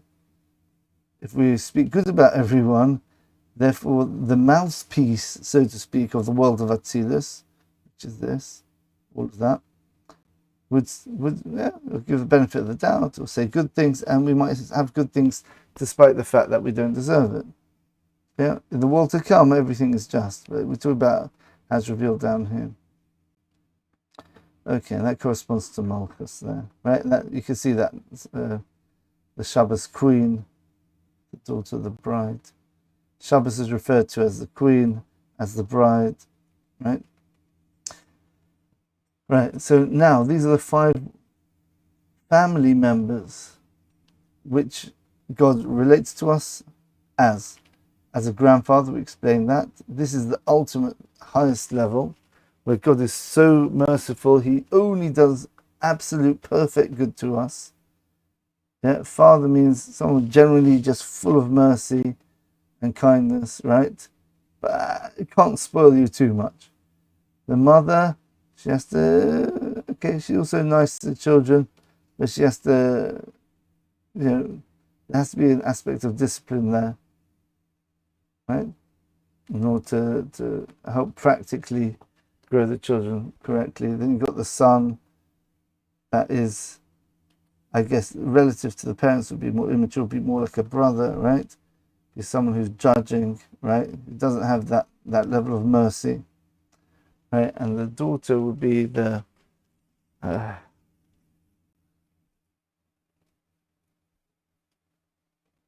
that's a bit the Shekhinah, basically. That's the revelation aspect, right? The daughter, the one who gets married and has the children, right? So before she's a mother, she's the daughter, right? And that's the one who reveals the potential. So always the female is revealing the male, right?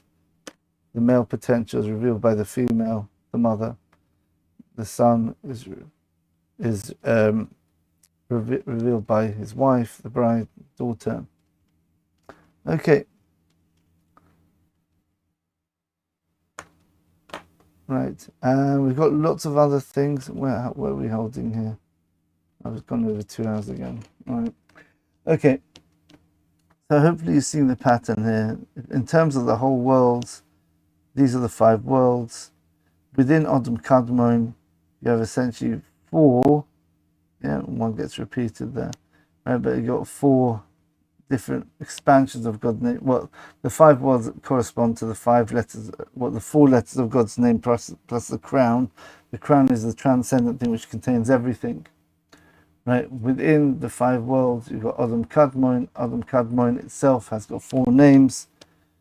Right, the Ab and the Sag correspond to things which are exclusively to Adam Kadmon, and the Ma and the Ben are the things which create ATZILUS. Right, and an extension of ATZILUS is Berudim, which is also the Nukva, which is also the female part of ATZILUS. The female is always the expression, the revelation. When you reveal the world of ATZILUS in the lower worlds, you're revealing God's names, which is ATZILUS, where the Partzufim are, into the worlds of Bria, Yetzirah, and Asiyah. Bria is a place where the what's it called, the throne of glory is. Yetzirah is a place where the angels are. Asiyah is a place where we are, essentially. So when you're talking about the Nukva, the female, Nukva really is the expression, the revelation of what's happening in ATZILUS, which is basically our experience of Berudim and Asiyah. Okay, so it's all very intricate, but it's actually quite a simple system once you get used to it. Okay, everything's contained with everything else, and always the last level is the revelation. Okay, Malchus kingship, but you saw on the other diagram, you saw that it actually means revelation in a way.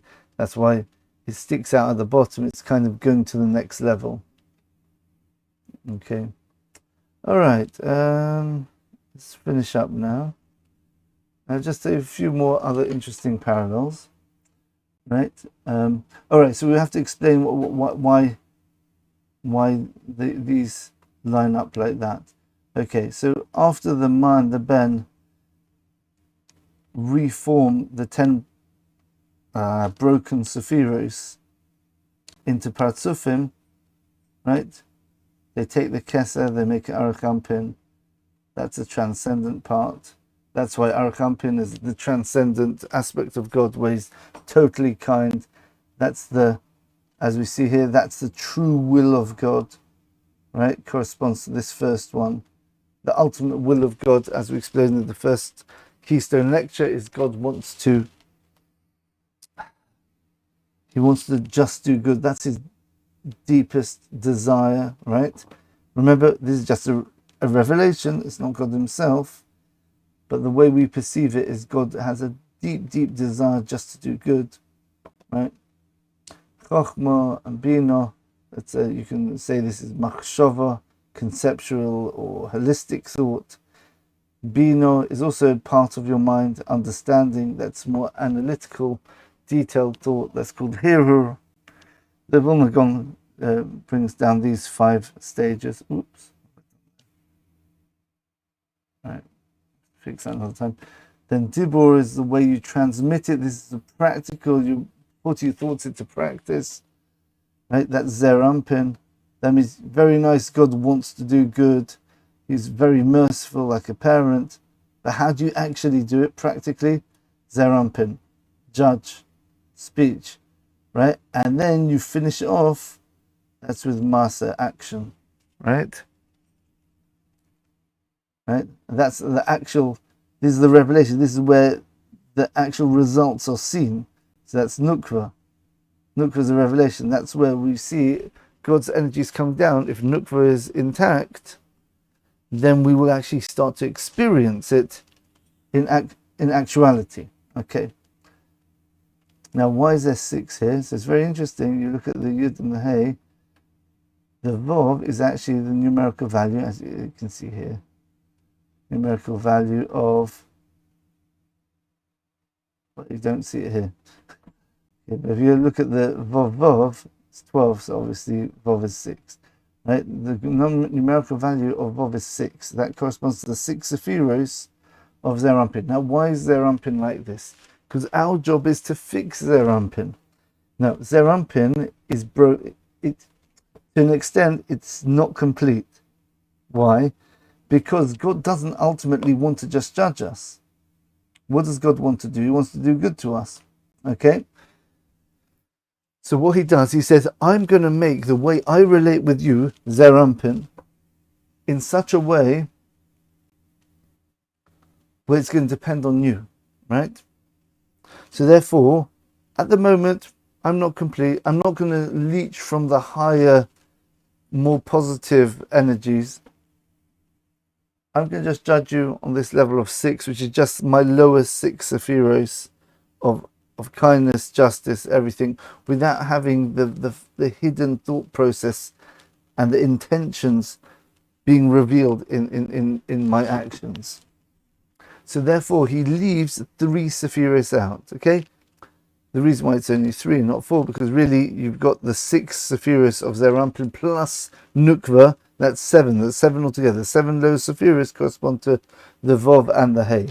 Vov is the numerical value of 6. Plus you've got number 7 here. These are the 7 kings which died. But these are actually the lights. Basically, the shards fell into the lower 3 worlds, as we said. But the light aspects of them, the Or, is actually what forms these 2 Partzufim. And there's something missing. The reason why this is 6, right, plus 7, we call it Zun, Zer, Nukva, so Zun for short. Zun is missing the 3 higher Sefiros of itself. Now remember, each one of these Partzufim has 10 Sefiros. So that if you think about it, this Keser in another becomes Arachampin, and Arachampin has 10 Sefiros itself.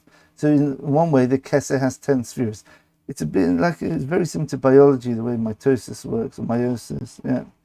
Like you have the 2 strands that separate and they contain the whole genetic code, but now it's doubled over.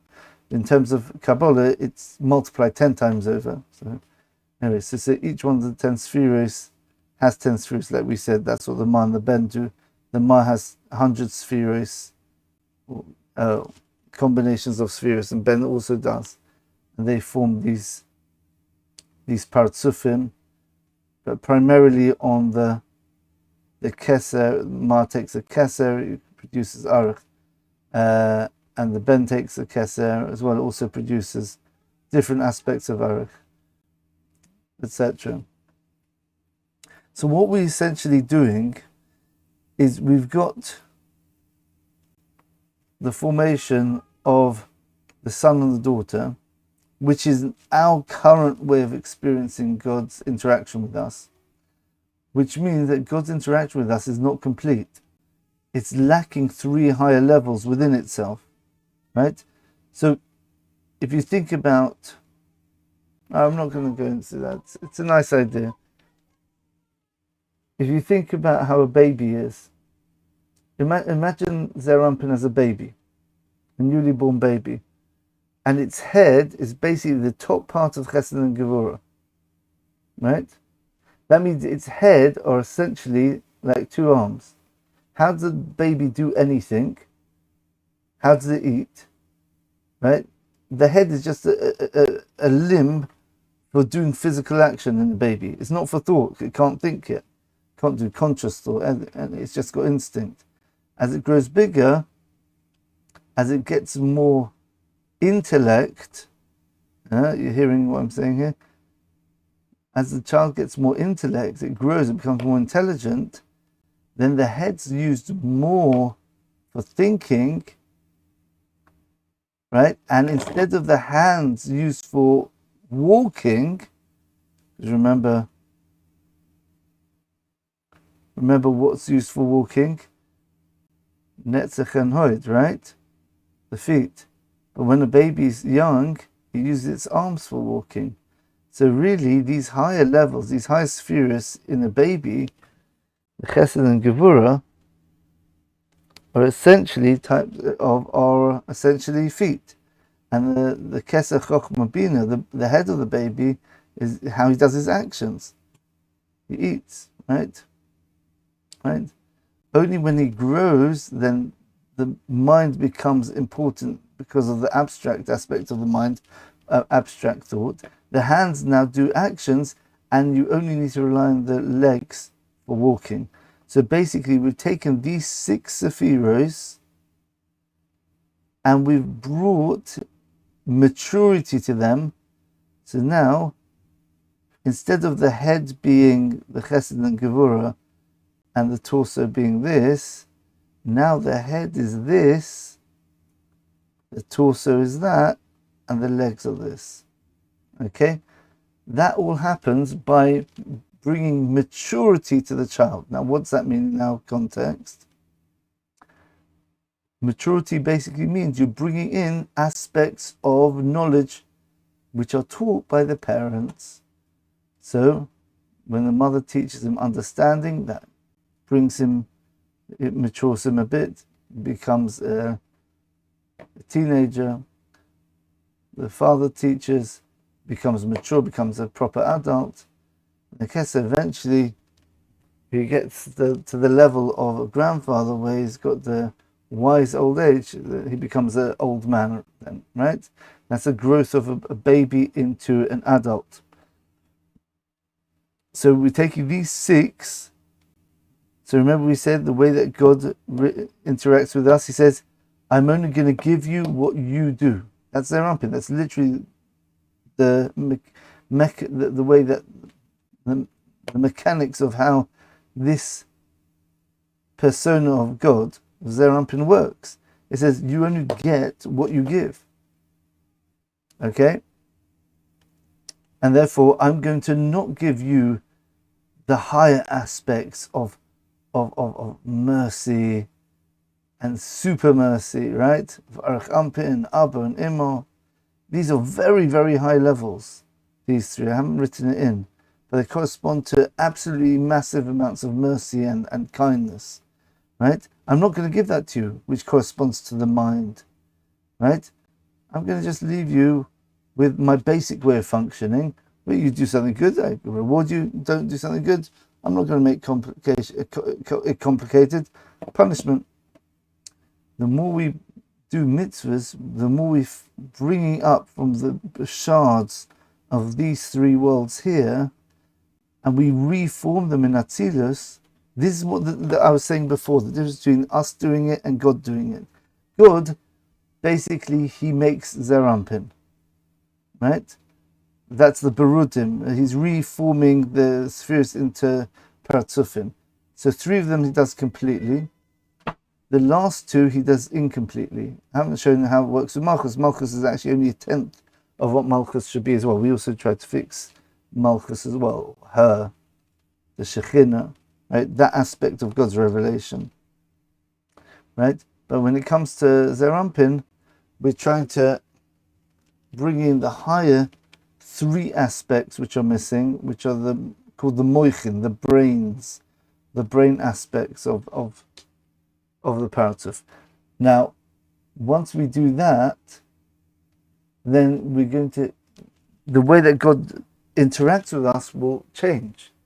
And if we actually achieve completely bringing these three aspects in, then that will turn out that this Zeir Anpin, his 6 Sefiros, which are really 10, but the 10 are sort of squashed into conceptually only 6 because he's immature, will become a much more mature Zeir Anpin. Now it will start to resemble the higher Partzufim. And that's when God judging us actually becomes merciful and kind. God judges us. And remember what we said in the whole channel, basically, especially the first lecture? The purpose is that God is judging us, right? Because he wants us to be similar to him. Once we do become similar, then God judges us, but we feel God's so merciful and kind. That's what's really going on. So, in a way, that Kabbalah is basically the science behind the philosophy of Judaism, right? We speak about the philosophy on this channel, right? So we show you here how these, even very physical imagery, right, represents certain concepts which, when spoken out, you can actually appreciate the concepts from this imagery. Yeah, this idea of giving, the idea of Nekudim, the dots, and Berudim, the streaks, right? The idea of Zeir Anpin being the moichin are missing, the higher three aspects are missing. We've got to bring those three in to make God's judging us merciful by bringing the merciful aspects of the moichin into the body, right? So that's our job in life. Yeah, we spoke about in the proofs lecture. You should know and then bring it into your heart, internalize, right? That God is one. Hashem hu Elokim, God, that's Yukevovke. That's God's tetragrammaton name. Hu Elokim, he's the one who's the one in charge of nature and physical world, the laws of nature. And the low one, you're revealing the spiritual aspect of God, the soul aspect of God in the body aspect of God. Obviously not soul and body, but parallel to the soul and body. You talk about the spiritual and the physical. You mean God's dominion over the spiritual, over reality, and God's dominion over the physical. You're bringing those two together. God's in charge of nature. Okay. Right, so that is why... It's the wrong one again. I'll keep bringing the wrong one up. Okay, that's why these are 6 Sefiros, because Zeir Anpin is created incomplete. And our job is, when we give to our body, when we do commandments, we are bringing divine energy from these 3 levels into here, from these 3 levels into there. Okay? And then eventually, once everything's fixed, now this happens bit by bit, tiny bits at a time, right? Like, if you think of every single day of creation, split up into every second or something like that, and every human being doing a different thing, we're fixing just a tiny bit of their Rampin at a time. We're giving a tiny bit of the being, a tiny bit of the Chachma, a tiny bit of the Kesed. Yeah? You add that all up through a person's whole life and through the whole of humanity's effort to do good, eventually you'll end up with these 6 Sefiros actually growing to be 10 Sefiros. Now, that's why you have in this world, the base number is 7 for the natural world. Why do we have 7 days of the week, 6 mundane weeks, and Shabbos is the day of revelation, of kingship, God's kingship. That corresponds to Zerampin, the Vov, the 6, and the Hey, right? In fact, you can actually see the whole of creation in terms of this. Yud represents the idea of the point where everything emanates from. Then you've got the Hey, that's the world to come before the world's created. That means that everything comes from that very high place. Then you've got the 6 days of working, 6,000 years, where we do all the effort and the working, and it culminates in the final Shabbos, where we're revealing the potential which was already there in the original Hay. Okay, so you've got the Shabbos at the beginning of the week, you've got the 6 days of the week, and then you've got the Shabbos, the Sabbath at the end of the week, represented by the Hay Vov and the Hay there, also preceded by the Yud. And in fact, let's finish. In fact, here. Right, so in Genesis chapter 1, the very first verse, we're going to have a look at this now. This is actually beautiful. I should really finish off with this because it's kind of the punchline for the whole lecture, but okay. Right. Bereshis bara Elokim es hashamayim v'es haaretz, right? In the beginning, God created, right? Es hashamayim v'es haaretz. The heavens. Ace means it's identifying the definite article. That's what ace does, right? And ace usually in Drush, that's the third. That's exegesis. We spoke about that in the last lecture about the 4 levels of understanding Torah. Exegesis, it takes extra words, words which seem out of place, and there's methods of learning things out from them. The word ace is the first letter of the Hebrew alphabet, Aleph and Tov. Basically, it's including something. Ace also can mean, I can't remember what I was going to say now. Never mind. Okay, Ace Hashemayim, Es HaTofel. Yes, in Aramaic, also means to bring. So you're bringing something which is connected with the next thing.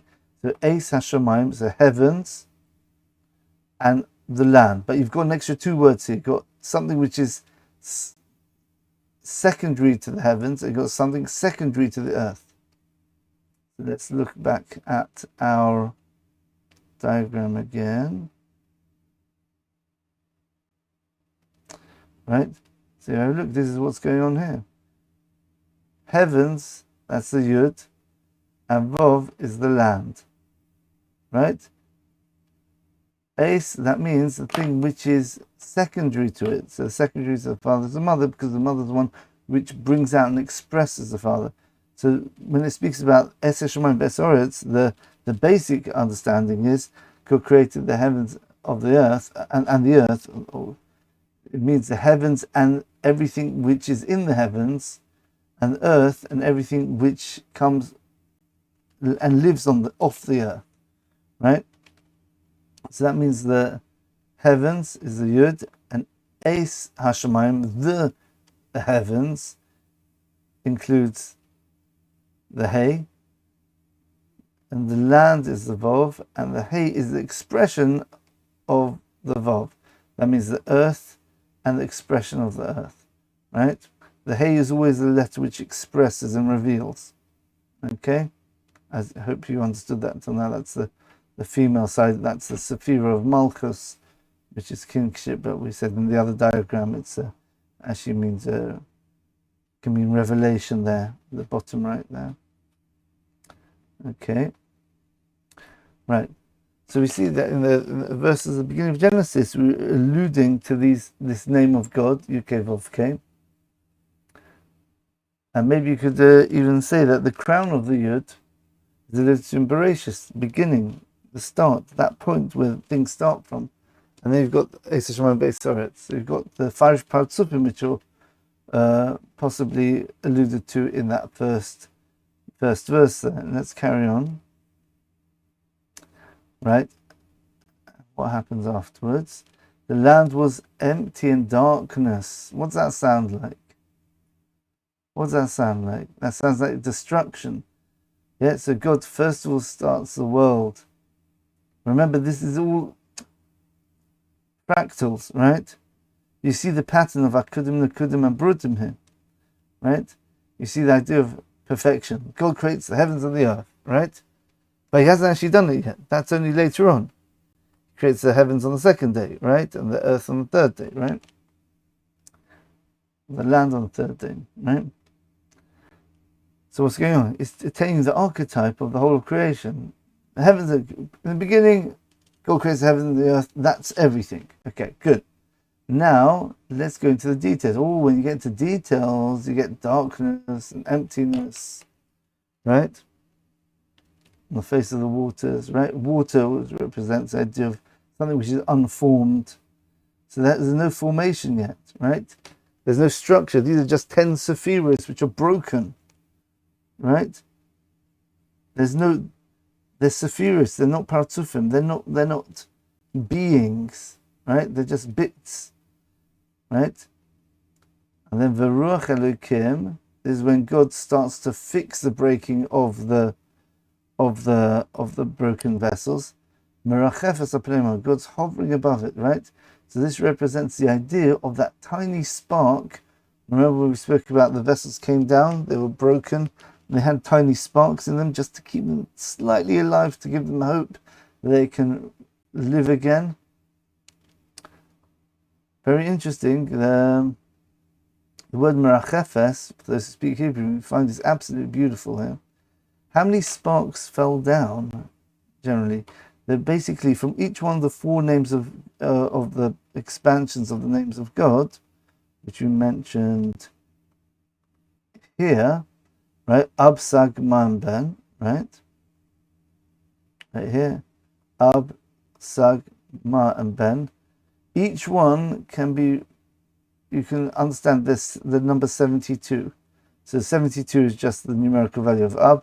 Sag is, if you take Sag, 63 plus 10, you get 73. Okay, so it's one more than 72. Then you got 45 plus the name of God, Yochai Vavkei is 26. That makes 71. And then 52 plus another 20. How do you get 20?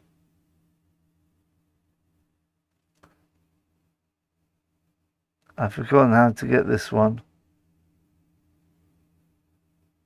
The same Ben, the name Ben,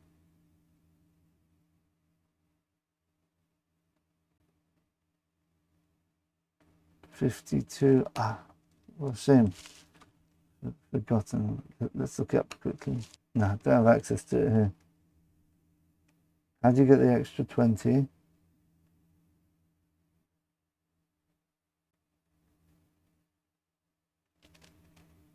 The number of letters is 10. I can't remember exactly how it works. Okay, somehow you can get the number 72 out of the number 52 as well. Basically, in total, these are the... Oh, I remember. Yeah. It's Madriga's 2 and Madriga 4, isn't it? So that would be...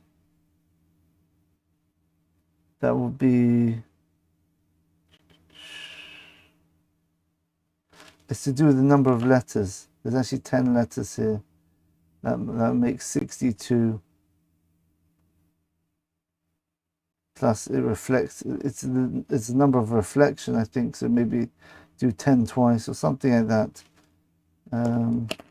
I know where I can look this up. Right, I've got it. Yeah. Right. So if you, right, this is going to be a bit tricky. Okay.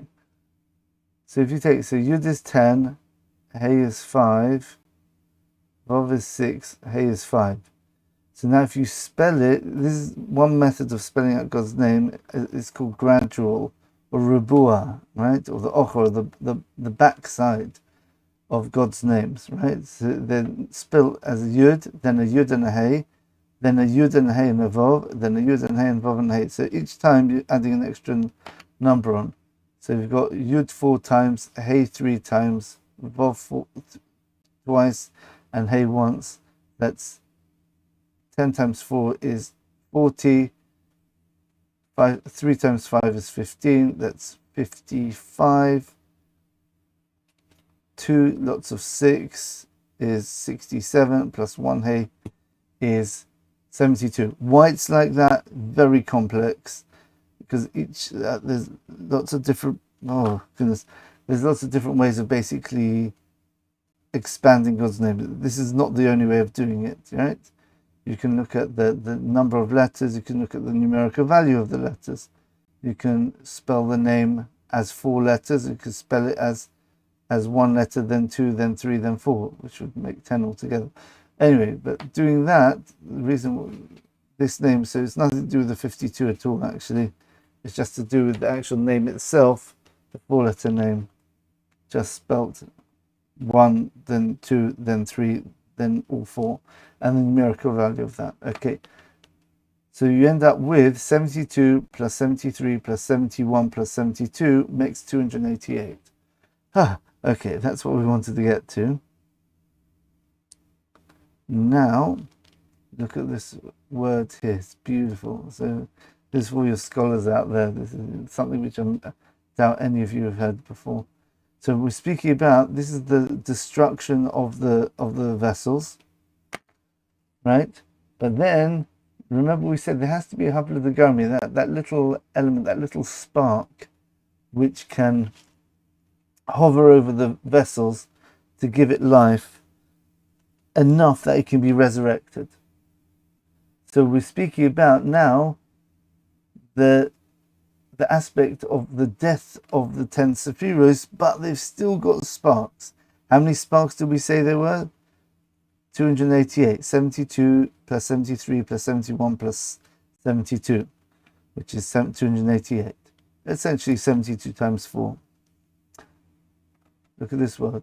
So Veruach Elokim, the Spirit of God, or Merach Efes, was hovering al Pnei Hamayim, on the face of the waters. Merach Efes, if you look at the first and last letters, spells the word Mem Tov, mace, death. But the middle letters are Reish Chaf Pei, which is a numerical value. Reish is 200, Ches is 8, Pei is 80, 288. So this is the Rapach Nitzotis, the 288 sparks, which are there to keep the dead. I can't highlight the Mem and the Tov at the same time, right? The dead vessels are being kept alive by the Rapach, and the Spirit of God starts to fix them.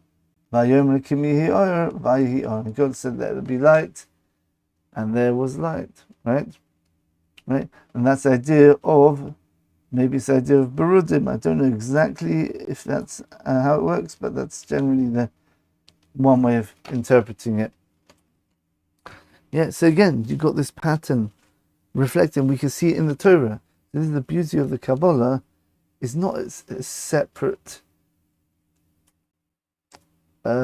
discipline, disconnect from the written law. As we said last time, all the different 4 levels of Pshat, Remez, Drush, and Sod, basic, hints, exegesis or derivation, and Sod, which means the hidden secrets, can all be found in the Torah itself. You just need to have the language. Now we understand what Rapach is, and the idea that the kings died. And you have the idea of the three stages of everything being together, then things being separate and breaking. That's the second verse. And then coming back together, let there be light. That's the idea of the fixing. You see the beauty of the secrets of the Torah in the Torah itself. You just have to know how to see them. Let's just finish off with one more idea.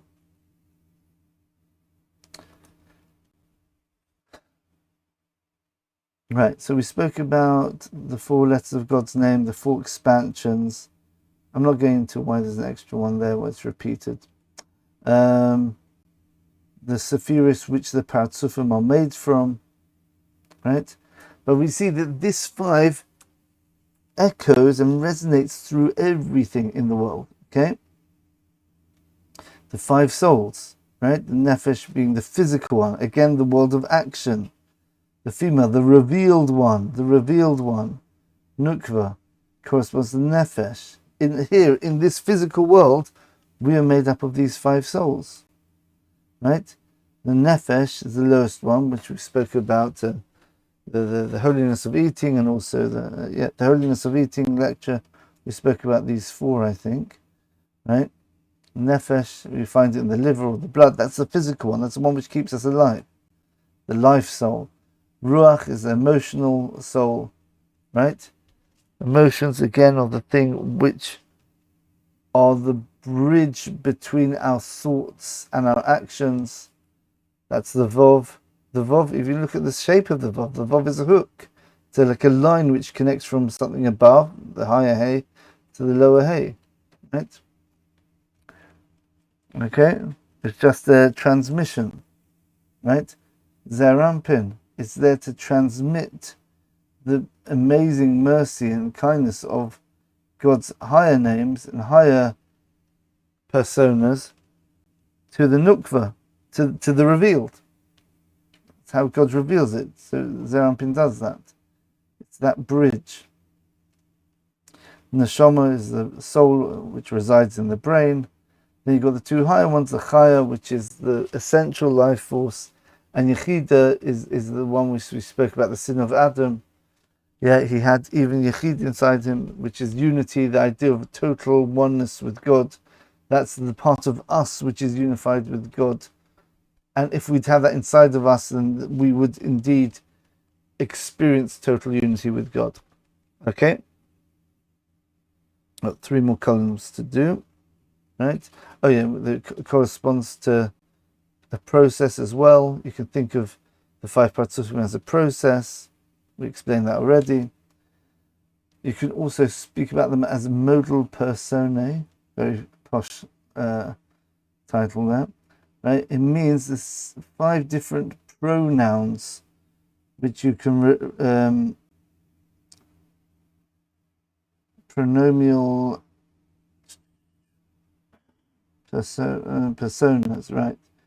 The 5 different personas which you can speak to. Guys speak in first person, second person, third person. So you've got I, or you, or he. There's another 2 which you can say yes, there's something or nothing. Okay? Non-being or nothingness or transcendence. Well, yes, that means something is. Okay? So the idea here is that there's 5 ways to relate to God, and they also correspond to how close God is to us or how far he is away from us, right? In terms of the very highest one, it's so high, it's beyond our perception. That's ayin, that's nothing, I can't perceive it. Then God creates a world. Oh, there's something there. There's something which created the world. Why? Because you realize there's a world there, right? So there's something. But it's not a personal thing yet. Then you get to the level of who, him, him. There's a being, there's a being there, there's a him, there's a person. But you don't have that relationship yet. And then it becomes you. That's Zerampin. That's the relationship we have with God now, right? That's a you. God, we're speaking to you, God. Then you got the ultimate level with the total revelation of God. that becomes ani, then we just see it's I am God. What's that mean? Because I'm nothing. God is everything. So therefore, who am I? I'm nothing other. I'm nothing apart from God. That's the ultimate level of perceiving God's immanence. Is you don't perceive yourself anymore, right? Okay, that's won't get into that too much. But if you're familiar with these ideas, hopefully you'll remember them for other lectures where we will touch on some of these ideas. And again, these correspond to all of these 5 Partzufim, the 5 worlds. They can all be mapped. Every single one of these 5s can be mapped onto the others, okay, in some way. Let's say nothingness and the souls. Let's say, yeah. So Yechida is that's the level where we're at one with God so much we perceive that thing which is impossible to perceive, i.e., God Himself, as much as we can. Right? When we say God Himself, we're referring to that level of God which is outside the creation, but we can at least talk about it. The highest revelation of God, or Keser, crown, which is above, that primal thing which wanted to create the world, right? Etc. You can pair them up. If you've got any in particular which you'd like to see how they pair up, I can try my best to show you the connections in the comments. Please leave comments if you actually got this far in the lecture. It means quite a lot to my motivation. The Torah books, I'm sure you thought of this as 5 books of the Torah, right? Because you've got the 4 books from Shemois, Vayikra, Bamidbar, Devarim, right? Which speak about the Jewish people, right? But then you've got the seed of everything. The seed of everything is in the book of Bereshis. That's the seed of the Jewish people. So here we're talking about the progression of the Jewish people, right? And then we have the lower 4 books. That's why Vayikra and Devarim correspond to the females, mother and daughter. Why? Because the females are the ones which put things into action. That's why Vayikra and Devarim are the 2 books with the most commandments in them and no stories. Right? There's only 2 stories in the whole Sefer Vayikra, Leviticus. Right? Got a huge number of commandments in them, and a massive number of commandments in Deuteronomy as well. Numbers doesn't have that many commandments. Right? It's got lots of stories. Why? Because this is the battle. This is the battle of who we are, right? This is the battle of the spirit, the ruach.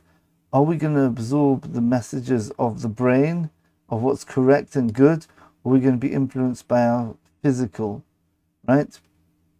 The battle happens in the heart, right? That's a free will, and that's what happens in the book of Numbers. We have the Jewish people struggling with all the tests in the desert. They spoke slander about the land of Israel. They complained about the Mon. They complained about this, the rebellion of Korah, etc. Right? It's actually split into 3 parts. The book of Bamidbar, the first part, which is how the Jewish people should be, with the structure of the Degolim, of the encampments in the perfect way, which emulates the camps of the angels and the 4 sides of the throne. I might give a lecture of that one day, right? Then you've got the last part, which is all the tests are, and the middle part, which is the 2 Pesukim, the 2 verses of Vayhim and Soya, which corresponds to the idea of how to connect what we should be with what we actually end up being. That's the idea of teshuvah, repentance, where we rectify the mistakes. Okay, that's the 5 books of the Torah. And finally, another 5, which I think is very important to know, is in Deuteronomy chapter 10, verses 12 and 13, Parshas Eikev. What does Hashem ask from you? He asks you to fear Him, to go in all His ways, to love Him, serve Him with all your heart and all your soul, and to do His commandments. That also corresponds to these 5, right? That means total dedication to God. That's like the oneness with God. To love and to fear God. That corresponds to the father and the mother. The father is the one who's got love more, I guess, than Imma's fear, or if you think about it more in terms of the types of knowledge which we're talking about, Chokhmah is wisdom, that's the beautiful whole picture of everything. Bina is the breaking into the understanding. It says the women have got Bina Yisera. Women are the ones who've got the extra level of deeper understanding than men do, right? Men are the ones who are more principled, who've got more of a general picture of things. Women are the ones who understand things more on the detailed level, right? Right, innately, right? It's a bit confusing because sometimes it's the other way around, but that's another discussion, right? So Ava and Yira, love and fear, right? So these are, if you look at it in terms of the souls, for example, oneness with God, the Chai is the living one. That's who we are essentially. Neshama, that's a critical part. That's the fear.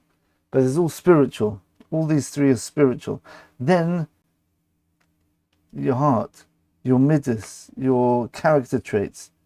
Be kind like God. Be in control like God. Yeah, chesed, gevura. Yeah. Be true like God. Right? Like we said in this chart here. Oops, it's disappeared. What happened to it?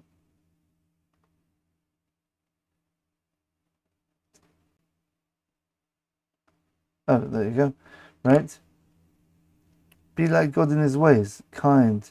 Be controlled. Be strong within yourself. Strict with yourself. Beauty, mercy, harmony, domination. This is how you express over other people. Right? Dominate over others when it's time to dominate. Submit to other people. Right? When it's time to submit. Just like God sometimes submits to the evildoers in order to retain free will in the world, right? Foundation, get the balance of the domination and submission, right?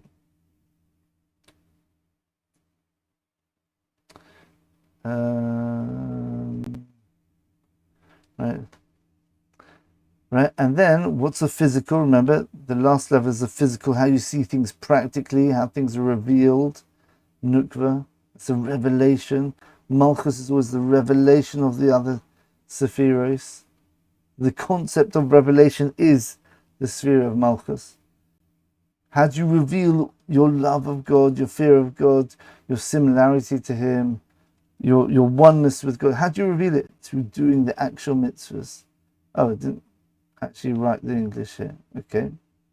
Oh, it's on the next page. How does that happen? Oh, it's when I shifted one of the lines, I think. Right, okay, well, there's observing, that should be up there. All right, let's fix that. There we go. Right. Right. Yeah. Observing the mitzvahs. Doing the physical mitzvahs. See masa, action, right? Devorim, right? That's where we consolidate. The book of Deuteronomy is doubling over, yeah? Corresponds to Ben, where all the letters are doubled. You've got a hey, a vov, and a hey, when you're spelling out God's name, right? You're doubling it over. Why? Because you repeat, it's called Mishnah Torah. In the book of Deuteronomy, we're going over everything from Genesis, Exodus, Leviticus, Numbers. Well, especially these three. Genesis, not so much, but Deuteronomy is repetition, it's revealing, it's coming together. Right, what have you learned from your 40 years in the desert? This is what you've learned. You made this mistake, that mistake. God revealed himself with the Torah, etc. So that is beauty of the 5 Partzufim. So we see the idea of the number 5 being repeated in so many things. Why? Because the way that the world functions now is got 5 elements. Remember, we spoke about the 5th dimension. We had a whole lecture about the 5th dimension, right? About the 5 different levels of extreme good, extreme evil, the balance, right? And then the things which bridge the 2 balances together. Again, we haven't spoken everything out here. but this is the idea. So this is an overview of the whole of Kabbalah. Basically, we've summed up the whole of Kabbalah, and the rest is the details, essentially. There might be a few fundamental concepts I might not have managed to get in there, but this is essentially the whole idea. We start with God. He creates a world, right? He creates a void, then he brings in the light. Already there you have the archetype for everything. Completion, but now you create a void, and now the completion is made through the void. The void actually personifies the completion now. Yeah? Then you have it repeated again with Adam Kadmon. Adam Kadmon is the idea of the harmony of the two, of perfection and the world of imperfection. How the imperfection now becomes perfect, like the kav, like the ray of divine energy which comes into the hollow. Right? Adam Kadmon does the same thing within Adam Kadmon himself. We've got the Akudim, right? The bound 10 Sefiros, perfection. The Nekudim, the 10 dots, the 10 Sefiros, and they break, and the kalim and the netzotzos, the vessels and the sparks go down, right? And they have to be reconnected with the light. And once they're reconnected with the light, God starts off that process. He already does 6 of or 7 of the Sefiros for us with Zerampin and Nukva. We've got to do the other 3, right? That's the idea of the 7 days of the week, right? And 7 colors of the rainbow. It says there's 7 notes in the musical scale. It says in the future there'll be 10 notes in the musical scale, like it says in chapter 33, right at the beginning of chapter 33 in the Psalms. It says, the second verse, I will sing to God with a 10-stringed harp. It says in that chapter there, it's a 10-stringed harp. That means that we don't have access to these 3 higher elements of reality, this aspect of the higher levels of perfection in this world. Our job is to bring them in. Eventually we'll experience them, right? So we see again those 3, that archetype of perfection, breaking down, and then harmony, right? And you've got Adam Kadmon, you've got the 4 names of God, the 4 expansions of God's name, which are in the top half, the first 2, and the lower half is the other 2. The other 2 is where we are, and we have to fix a world and bring up those 2 names and to reconnect them with the higher 2, and that's it. And that's the idea of us taking something which is relatively physical and unifying it with something which is relatively spiritual. So we do that with God's names themselves. So that's why when we do the commandments, we're manipulating through the formulas which God's given us in the Torah. That means the commandments with all the details. That's why the details are so important. We have to be pedantic about details, because we're literally like spiritual surgeons, right? We're bringing someone back to life, but the spiritual God's revelation to us is like a persona, and it's broken, right? It's almost dead. We're giving life to these aspects of God. Remember, from God's side of it, nothing's broken. It's all from our side of it, from the side of revelation. We don't perceive God. That's a problem with us, essentially. Yeah, but we are meant to bring in the awareness of God into ourselves, right? Wow.